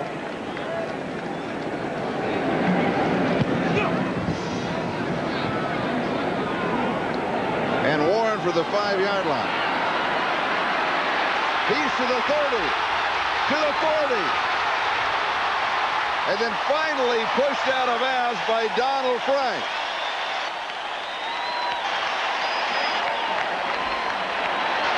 The play that could turn the ball game around. 55 yards on the return. Well, Chris Warren has the longest punt return this season in AFC with a 59-yarder. Now look at the blocking right there. Rusty Tillman emphasizes the blocking on special teams in both punt and kick returns. You can see right there, Warren takes advantage of it. And except for the speed of Elder, he might have gone the distance. And so the Seahawks set up shop at the 40-yard line of San Diego with 6 seconds left in the third quarter. They lead by 1. And what a lift this is after the Chargers pulled within that point. Greg wants to cash in immediately. Pass is complete at the 25-yard line. Tommy Kane pulls you down. Gil Bird is there. Charlie, he coughed up the ball, and Travis McNeil had to sprint over there and recover the fumble. That was a heads-up play by the Seahawk tight end there. So the ball is marked at the 27-yard line as the gun sounds. That is the end of the third quarter. 10-9 Seahawks. Tommy Kane with his 4th catch for 45 yards, but at the end he wasn't quite able to hang on to the ball. Watch Gilbert strip it from him, and Martin Bayless jumps over the top. In the meantime, the ball is free. And Travis McNeil, as I mentioned, with a heads-up play right there, preserving the ball for the Seahawks, who now heading in, now with the interceptions, have given up the ball 25 times, which is tops in giveaways in the National Football League.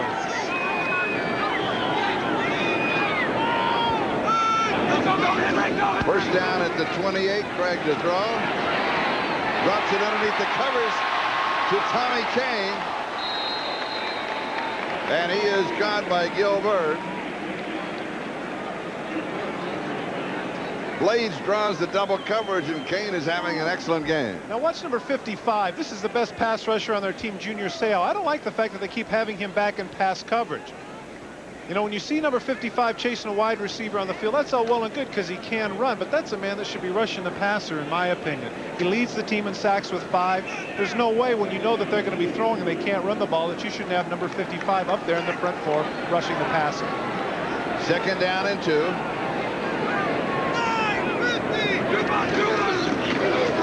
John L. Williams picks up the first down. They'll mark it at the 16, so he got 4. George Thornton with the tackle. It's the longest run of the second half for the Seahawks. Prior to that, they had 12 carries for 24 yards. Now let's check the ITT 10-minute ticker. Cleveland leading Pittsburgh by 3. Detroit over Dallas by 10. They're in the 4th quarter. Also in the 4th, Denver, New England tied at 6 now. Minnesota continues to shut out Phoenix. That's in the 3rd. We are in the 4th. It is Seattle 10 and driving San Diego 9 and trying to stop them.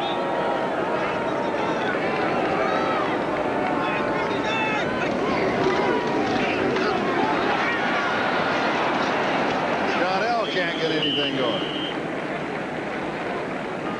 He's going to get a couple. It'll be 2nd down and long.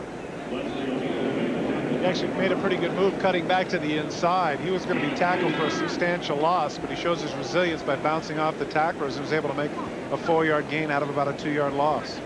Leslie O'Neal with the stop at the 13-yard line.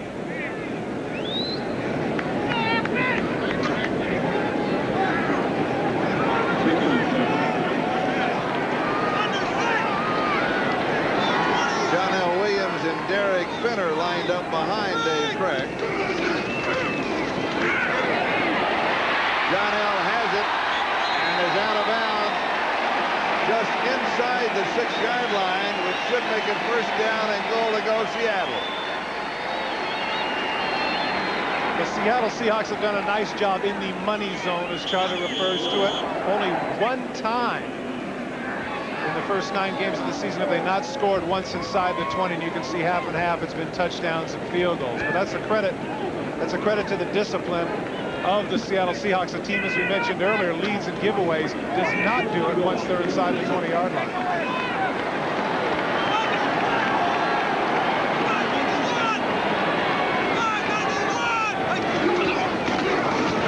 John L. is nailed at the line of scrimmage as he is stopped by Leslie O'Neal. It'll be 2nd down and goal to go.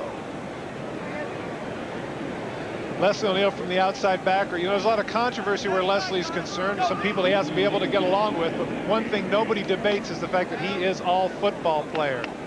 Last 2 years has gone to the Pro Bowl. Number 91, recovered from major reconstructive surgery some 2.5 years ago. Tremendous football player, Leslie O'Neal, a graduate of Oklahoma State. 2nd and goal to go, just outside the 5.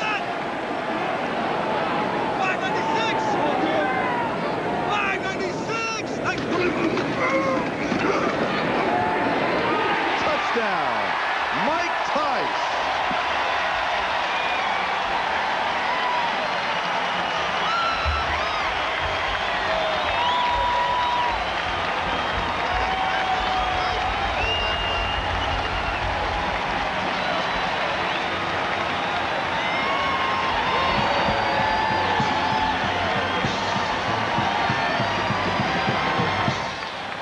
Mike Tice has only 87 catches in 11 career seasons in the National Football League, but he was wide open there, and for the 2nd game in a row, he has a big touchdown catch for the Seahawks. He has a reception in each of the last 4 games. Not a threat to Steve Largent's streak. Extra point is good.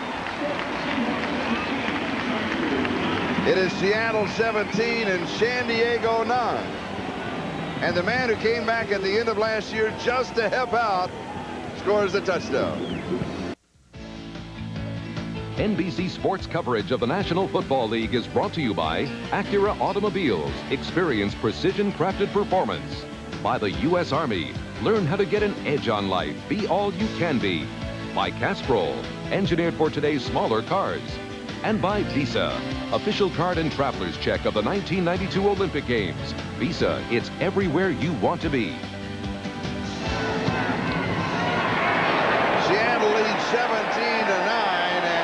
Butts. He sends it through the end zone. San Diego will start at their 20. Mike Halachak is arguing with Gary Plummer. What had happened is he's the one that signals into the defense. Now watch what he's saying. This is what he was saying, and from the sidelines, oftentimes those sign languages get misconstrued. As you can see there in the end zone, Mike Tice was wide open. That's his frustration right there with his two inside backers in that case, Rolling and Plummer. They did not interpret what he wanted from the sidelines, and the result was an easy touchdown for the Seahawks. So San Diego a moment ago down by 1, now trailing by 8. 11:19 left to go in the game. Chargers at their own 20-yard line.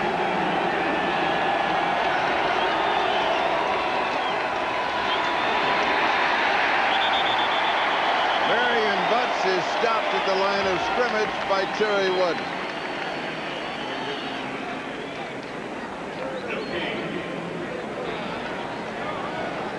And now Harmon and the three additional wide receivers will come in. And San Diego will go to the 4 wide set.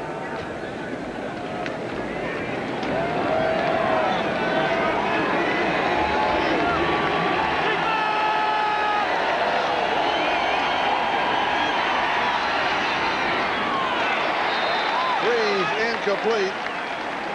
John Jefferson, the intended receiver. We talked about number 87 of Seattle, Mike Tice, just behind the owner. That's a good spot to be. Ken Behring, the owner of the Seahawks. 88 career receptions. That puts him only 731 behind Steve Largent. But he really is having a good year. I think he's got a shot at it. That means that if he plays until he's 73, then he'll be able to usurp the record of Mr. Largent. There you see right there Steve Largent, 819 catches, 13,029 yards, 100 touchdowns. What a great player. The pass is complete to Lewis at the 25. It'll be 4th down and 5, and the kicking team comes in. Nesby Glasgow made the stop for the Seahawks. And Chris Warren will set up the return.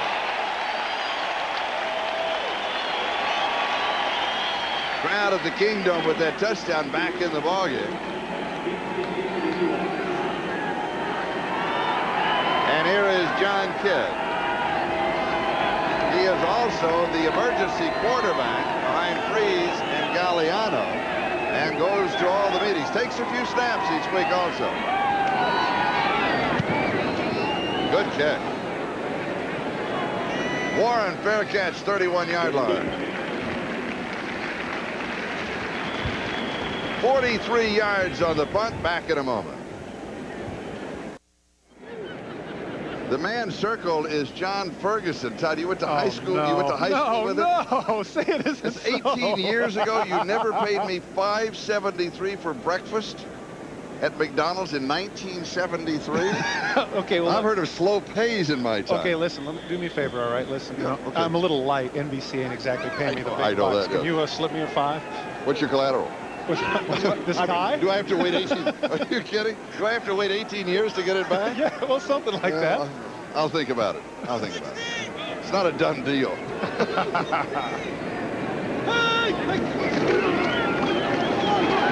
Johnell around the corner and out of bounds, taking Sammy Seal with him.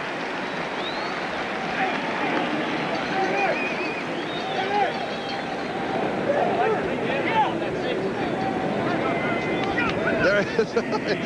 He's looking for you, Todd. Yeah, man, that stinks. I don't want to hear that at all. What Probably, Where is he? Where is he? He's pointing him out. Probably with your new hairdo, he doesn't recognize That's you. it, man, with the short hair. Well, that's why I'm incognito. That was a pickup of 9 for John L. Williams. That's the longest run of the ball game for the Seattle Seahawks. Man, some people do anything to get on TV. 217!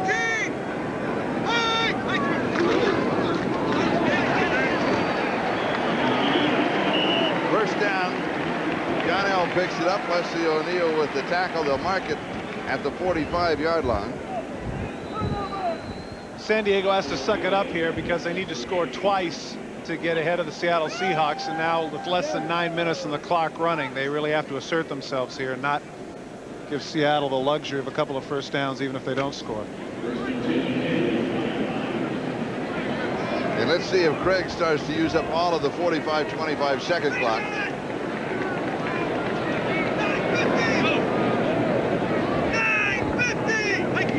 Not yet. He's taking the snap with still 8 or 9 seconds left here. John L. around the right side, and he matches his longest run with 9 yards. It'll be 2nd down and 1. What happens is the Chargers try to take some chances, and so they stack it inside. But if you can break to the outside as John L. did and get away from the coverage, nice job here on the outside by Hitchcock as he's able to pull the jersey of Bert Grossman and get away with it. Plummer runs him down, but not before he has 9 yards and nearly a 1st down.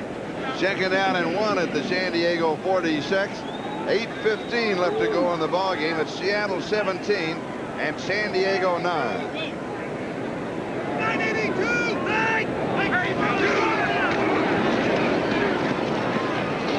And John L. picks up the 1st down as he goes to the 44-yard line. Well, they picked the right time to get the running game going. As we mentioned a number of times earlier, up until this particular drive, they're only averaging barely 2 yards a carry, and now all of a sudden John Williams got them 2 first downs.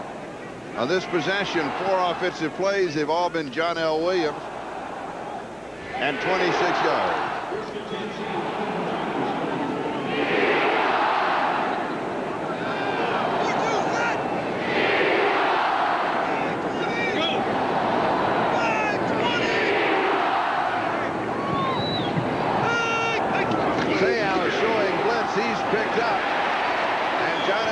To the 36-yard line. So the ground game is working for Seattle. Let's go to New York and Bob Costas. Bob?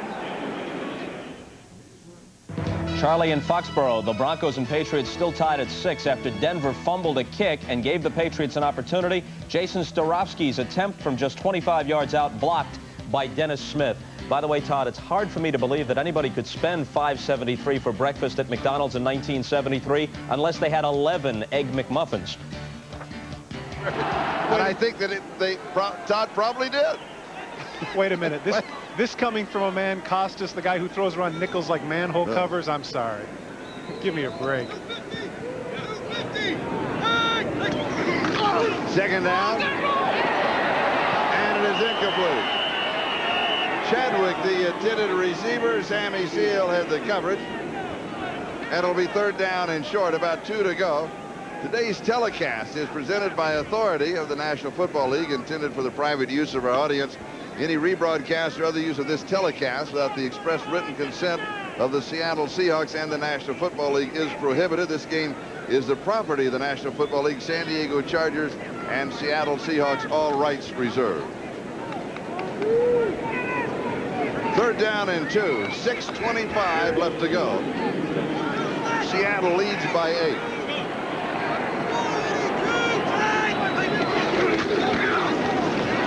John L. is shut off outside, tries to come back inside. Gary Plummer is waiting for him. It will be 4th down and 2, and you look for the field goal attempt here. Actually, Charlie, they're debating about whether or not to punt in this situation. We did see Casey earlier make one from 51 yards, but because of the fact that the Chargers have to score twice, I'd be very surprised if they went for the field goal here, but that shows how much I know because Casey's trotting out on the field. We've got a timeout, and we'll be back in a moment.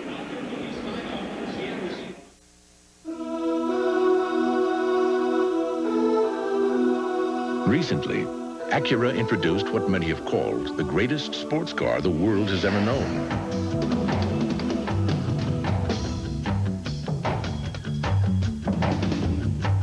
Our latest idea is somewhat bigger.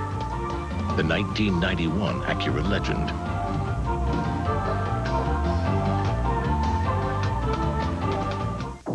This is Sylvie Dangler, Canadian Olympic speed skater. Over the years, she skated over 100,000 miles, done over 1 million sit-ups and 2 million leg lifts, almost all of it before most people get out of bed. But if you think she's tough, wait till you see the guys at the ticket window if you don't have your Visa card. Because once again, the Olympics don't take American Express. Visa, it's everywhere you want to be. Inside, your smooth-running engine is a torture chamber. And under these grueling conditions, only one leading motor oil meets the world's toughest requirements for viscosity breakdown. Castrol, the only leading motor oil that provides maximum protection against viscosity and thermal breakdown. So use Castrol. Why make things tougher on your engine? Castrol, engineered for today's smaller cars. Now, get a free officially licensed NFL team hat when you buy a case of Castrol GTX. 1990 Kentucky Derby winner Unbridled. 1991 Derby winner Strike the Gold. They stand in the way of In Excess and Festine in the race for Horse of the Year. The Breeders' Cup, the most important day in thoroughbred racing. Next Saturday on NBC.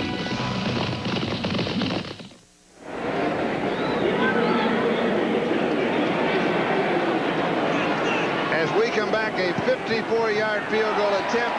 It would tie the Seahawks record, and he does.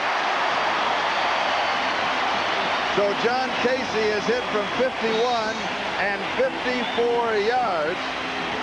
And the Seahawks move up by 11 points, 20 to 9. You know, that shows a lot of confidence on the part of Rusty Tillman to have the young man attempt a field goal from that distance, because naturally the longer field goals, because of the low trajectory of the kicks, are easier to block.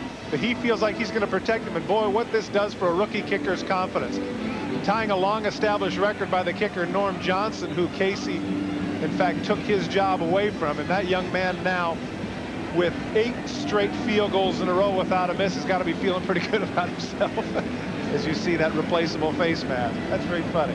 Norm Johnson, that you mentioned, hit 2 54-yarders, one in 83, one in 86. Ephraim Herrera, a 54-yarder in 81. So those three now add the name of John Casey, are tied with 54-yard field goals. And there you see a man whose job is never done. Rusty Tillman. He is all over the sidelines. If he's not the best special teams player in the special teams coach rather than the National Football League, he's got to be awfully close. He made his name as a player on special teams in the old Washington Redskin teams of George Allen, with names like Brundage and Brunet. Rusty Tillman knows an awful lot about special teams. Lewis will down it in the end zone. San Diego will start from their own 20-yard line, first down, as we check in with the ITT 10-minute ticker. Fourth quarter, Cleveland by 3. Detroit 17 in front of Dallas in the fourth. Denver and New England still tied at 6, and Minnesota, that score just changing, now leading Phoenix 21-0. And here it is, Seattle 20 and San Diego 9, with 6 minutes exactly left to go in the ball game, as the Chargers go with 4 wide receivers.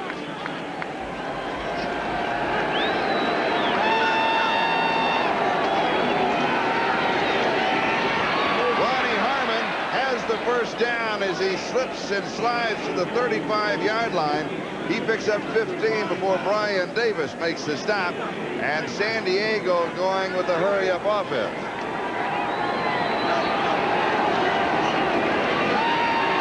Please, over the middle, it is incomplete. Anthony Miller, the intended receiver. The ball was tipped. It'll be second down and 10 at the 35. Glasgow and James Jefferson had the coverage. See Tom Catlin right there. They're going to be a little bit more conservative here. Give up small chunks of yardage to the young quarterback, not take any chances of blitz. He's done a nice job today mixing up his coverages to confuse the youngster. John Jefferson is wide to this side, Miller wide to the far side. Dumped over the middle at the 40-yard line. It is Nate Lewis who picks up 5. It'll be third down and 5.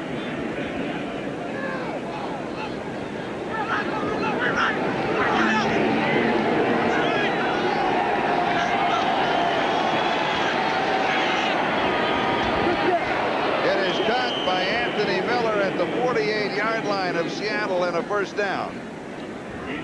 Good concentration on the part of Miller to catch that ball in his hands. Brian Davis had some pretty good coverage on him.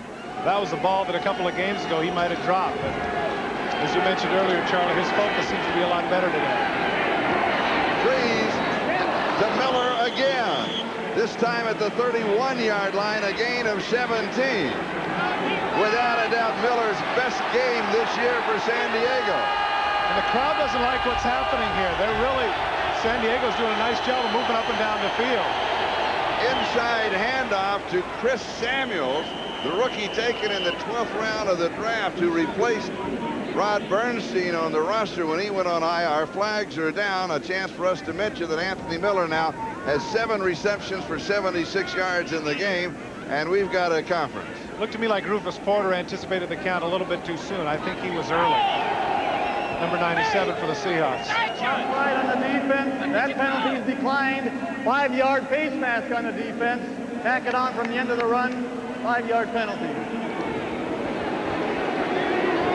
As you mentioned, Charlie, Anthony Miller having a terrific day. Sterling catch here over the middle as he dives and makes a skidding catch on the AstroTurf. Man with 9.4 100-meter speed, has competed in a number of the fastest football men competitions. 20-yard line, first down. 4.5 minutes left. Freeze drops it over the middle. Derek Walker pulls it in. Bisbee Glasgow with the tackle. San Diego still without a huddle, gain of 2. 18-yard line.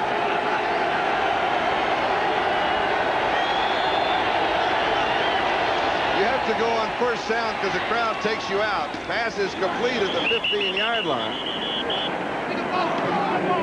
Freeze looking to the sideline. That was Butts that pulled it in. Looks to the sideline, gets the play. They'll go on first down because with the crowd noise here, you can't take any kind of a long count. That's a play and not a definitive statement by the backup quarterback. That's one of the reasons why they retired jersey number 12, because they really feel that the fans here in the Kingdom are the 12th man on the field.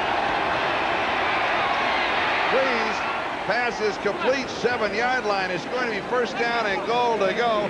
3.5 minutes left to go. Kendrick Taylor makes the reception. Here come the Chargers again. Boy, that was a terrific throw by Freeze, moving forward, kind of on the run. Nice job. He's making sure that his offensive line knows the play. They go at first down. Harmon a little stutter step. He is to the 3-yard line at his second down. And goal to go. Jeff Bryant makes the tackle. And now the power set will come in. I'm not sure I would change. Everything else has been working. No, I agree, because what happens is once you go with a power set, now you can see that Seattle had the time to react the same way. And now they're going to jam it in the middle. If you spread everybody out, that's going to give you more running lanes. Here's Marion Butts, and he is stacked up. And it's going to be third down and goal to go. Derek Como leads the defense. Freeze looks for the play. Clock moving, 2.5 left to go. The margin is 11 points, and there's the 12th man. 12th man, jersey number 12, retired. No one will ever wear it for Seattle. Butts is stopped again, this time for a loss. They're back at the 4. It'll be fourth down and goal to go. Here's the crowd, the 12th man.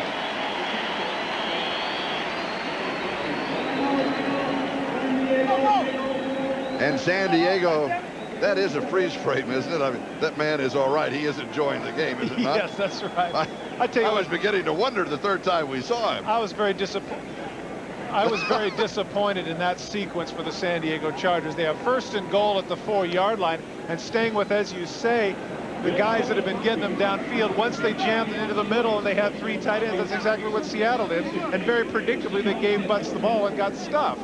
Now they're going to they're forced to throw the ball on 4th and 3, and Seattle will be waiting for it. I must say, you know, it's interesting, when we were talking with Jacob Green, he along with Tony Woods and Rufus Porter decided that they wanted to come up with a nickname for their defense.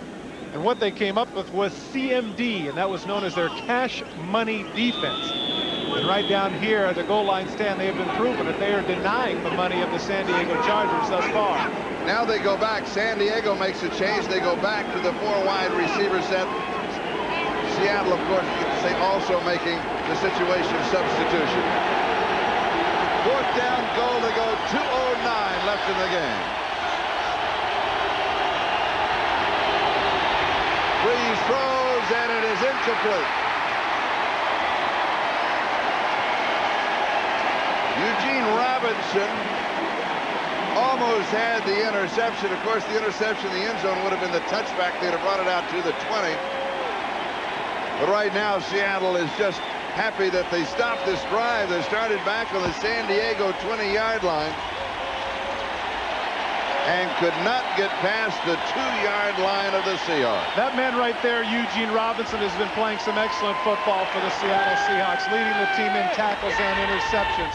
You can see right there on the previous play, he was not able to come up with that one, but he has spearheaded a defense that's been playing some excellent football over the last 5 games. As we mentioned coming in, they were only giving up 10 points a game, and as it stands right now, more than likely they're only going to give up 9.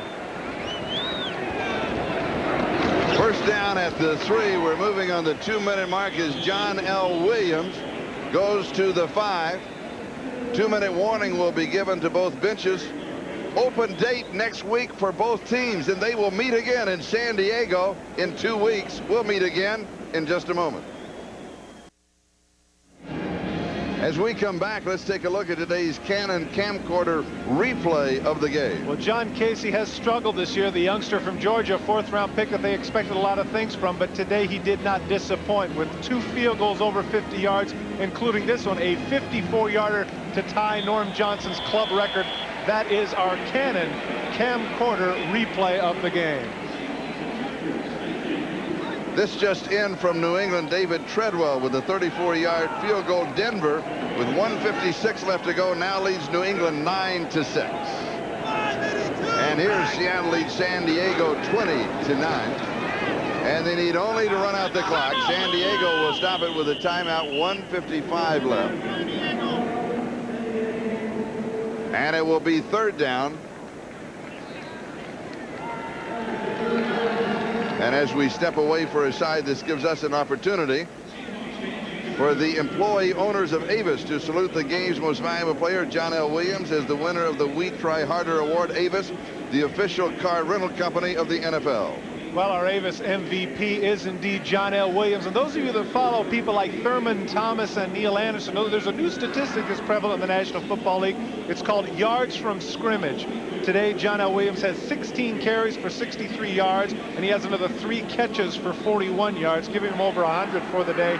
John L. Williams, an outstanding job here for the Seattle Seahawks. That was the Chargers' last timeout, 1:55 left on the clock. And there is number 4, John Casey, the rookie, taken in the 4th round of the draft. 5'10", 189 pounds from Georgia. Said yesterday that in the domes where it is held up, like the Metrodome, held up by air, rather than the hardtop domes, the ball goes further. He says, little note to file away in case you're ever at the Super Bowl. I said, thank you, John. I appreciate that. Well, of course, you know, kickers have a long time to study that sort of minutia. They do. They do. That's right. John L. stopped by Joe Phillips. And Gary Plummer is still down. Now, maybe it's just me, but, you know, when I see that face, you know, it really does make me feel older. You know? What it should. He looks like he's 14. He does. But he's wearing, did you notice he's wearing his wedding ring? Yes. See that right there? Number 4, look at that on his hand. Baby, I'm still in love with you. Nice young man. Yes, he is. And it's uh-oh, got to get a little dust off my number 4. Right on the bottom of the pile, you can see Plummer right there.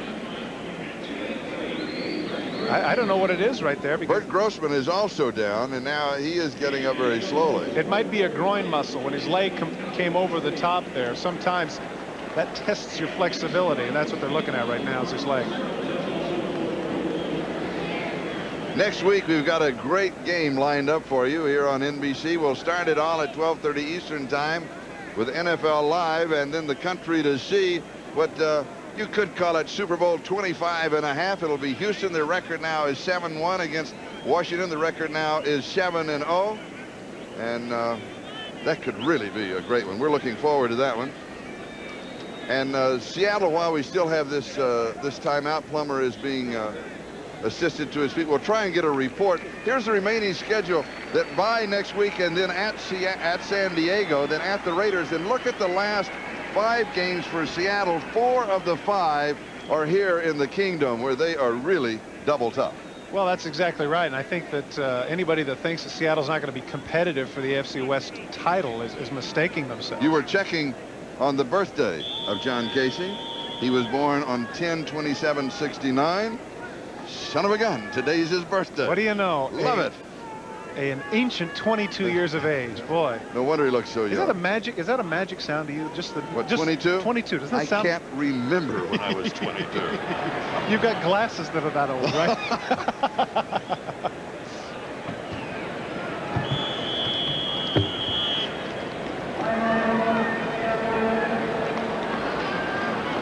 It is going to be 4th down. Meanwhile, while all of that was going on, there was the measurement. It is 4th down in inches. Let me ask you something. You know, we're talking about John Casey right there. Why does a kicker wear wristbands? Because he's a football player. No. That doesn't answer my question. Feels good. Feels good. Well, I know, but how's he going to break a sweat? And what does he ever touch with his hands beside the tee? You know, it's a feeling. It's just like wearing gloves. You feel more like a kicker. You feel more like a football player. Oh, you want the entire ambiance of the experience? Oh, of course. Is that it? Okay. Sure. All right, just so I know. Sure. You know, he makes tackles. He runs down. He gets hit. When does this kid make any Not tackles? a lot, you know. When does he make any tackles? Okay, 4th down.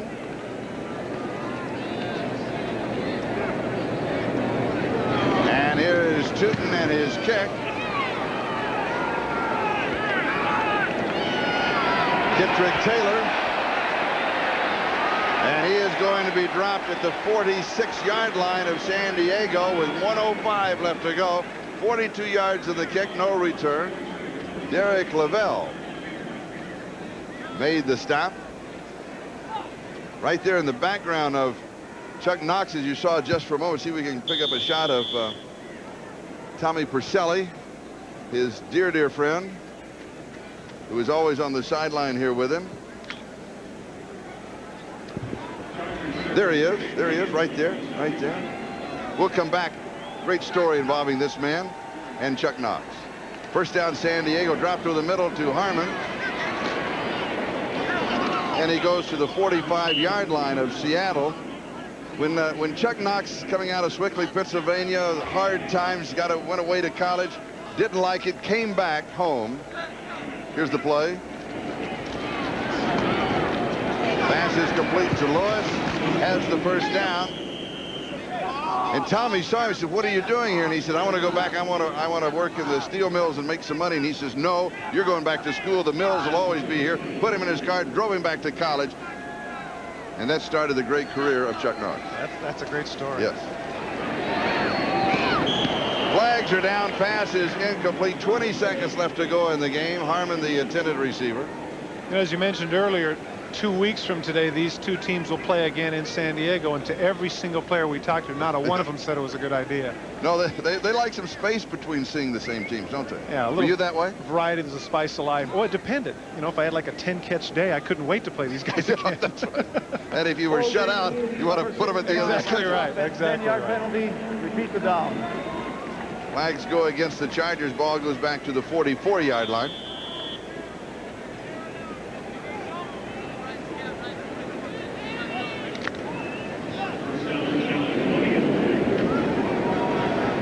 First down and 20, the 44-yard line. 20 seconds left. Freeze throws knocked away. Freeze almost caught his own pass on the rebound. That stops the clock. Stops the clock. Jeff Bryant makes the play for Seattle. The Seahawks record will now be 5-4. They'll have a 5-4 record as they go to the open date. San Diego's record will be 1-8. So Chuck Knox has positioned the Seahawks, and they always finish strong. They're always strong in the second half of the season. Position themselves to make a run at a playoff spot.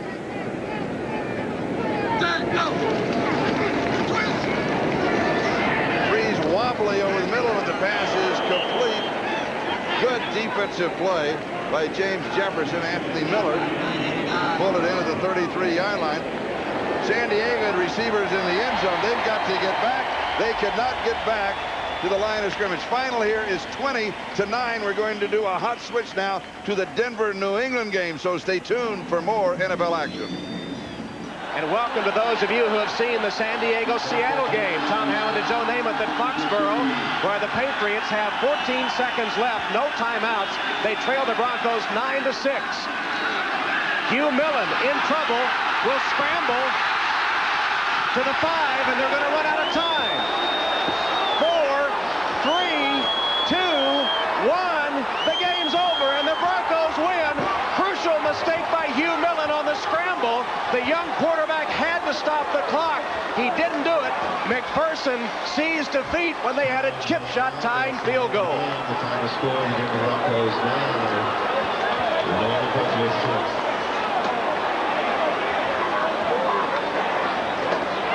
Crucial mistake by Hugh Millen. He had to throw the ball incomplete to stop the clock. They could have kicked the field goal to tie it up. Instead, New England will go down to defeat 9-6, and the Broncos will remain in first place in the AFC West. Oh, what a day for Matt. Hugh Millen. Here it is, the play, Joe, that really... Well, you know, Tom, his enthusiasm just caught up with him. He, no doubt, made a tragic mental error for this New England football team. He should have known how much time was left and what he had to do with the ball beforehand. But let's not fault the guy because of his lack of effort. I mean, it was effort that made him get down there, enthusiasm, and it was a mistake that a young quarterback makes once in a while but really shouldn't be made on a professional level. Well, Hugh Millen will have that play haunt him for a long time. Hugh Millen scrambling, and once he did that, it was either into the end zone or the game is over. He was tackled short, and the Patriots miss on a chance to send the game into overtime. Denver will win it 9-6, and they'll take a deep breath because only a miscue by the young quarterback Hugh Millen enables the Broncos to stay in first place in the AFC West. They escape the upset at New England 9-6. We'll be back to Foxborough for final comments.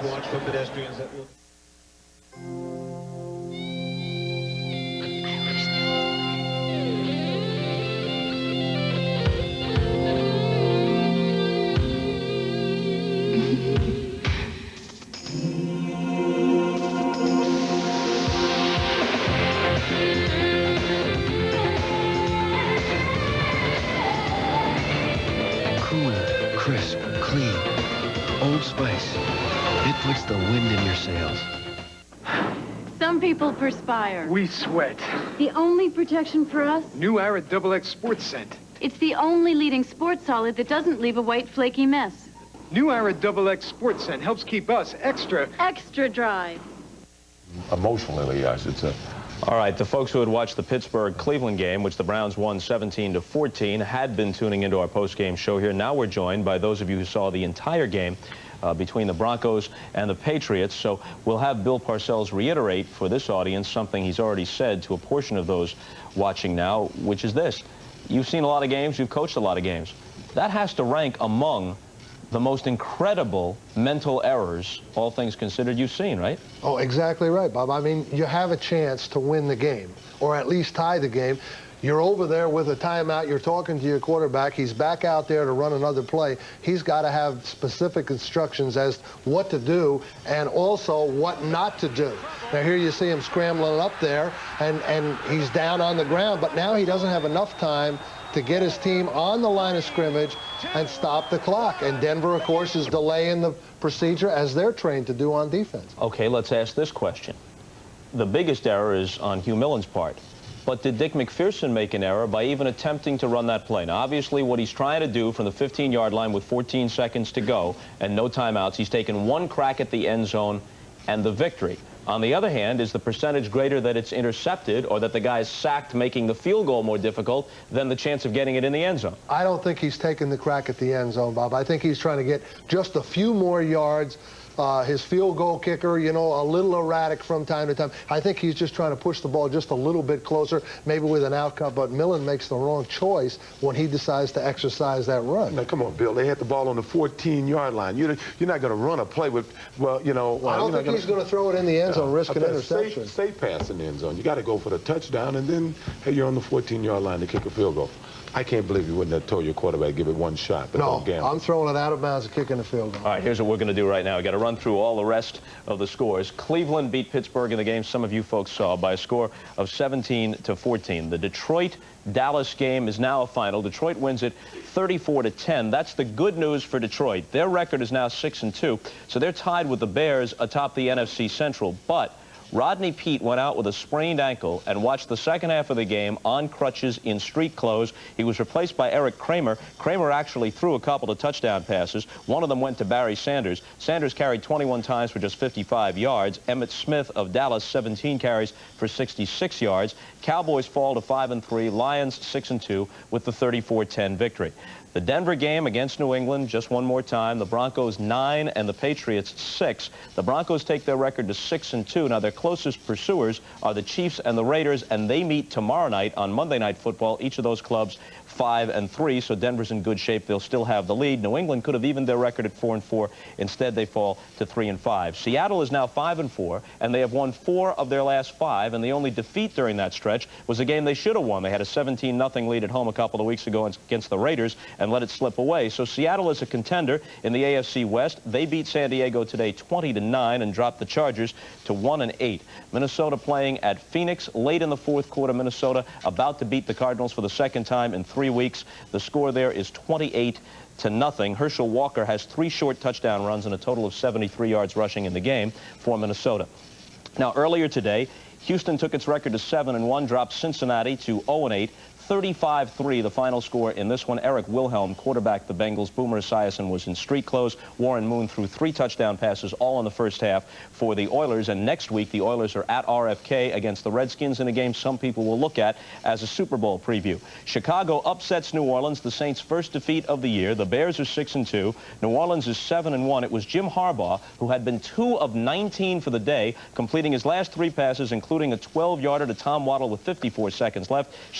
Chicago pulls the upset 20-17. San Francisco forces 4 turnovers, sacks Eagle quarterbacks 5 times, evens their record at 4-4, drops the Eagles to 3-5. 23-7 is the final score. Atlanta with 3 touchdown passes by Chris Miller defeats the Rams 31-14. And Green Bay is now 2-6. Tampa Bay is 1-7. 8 Buccaneer turnovers, 6 Packer sacks, 27-0. Enjoy the Giants, the Redskins, the World Series, or maybe Mark and Brian tonight on NBC.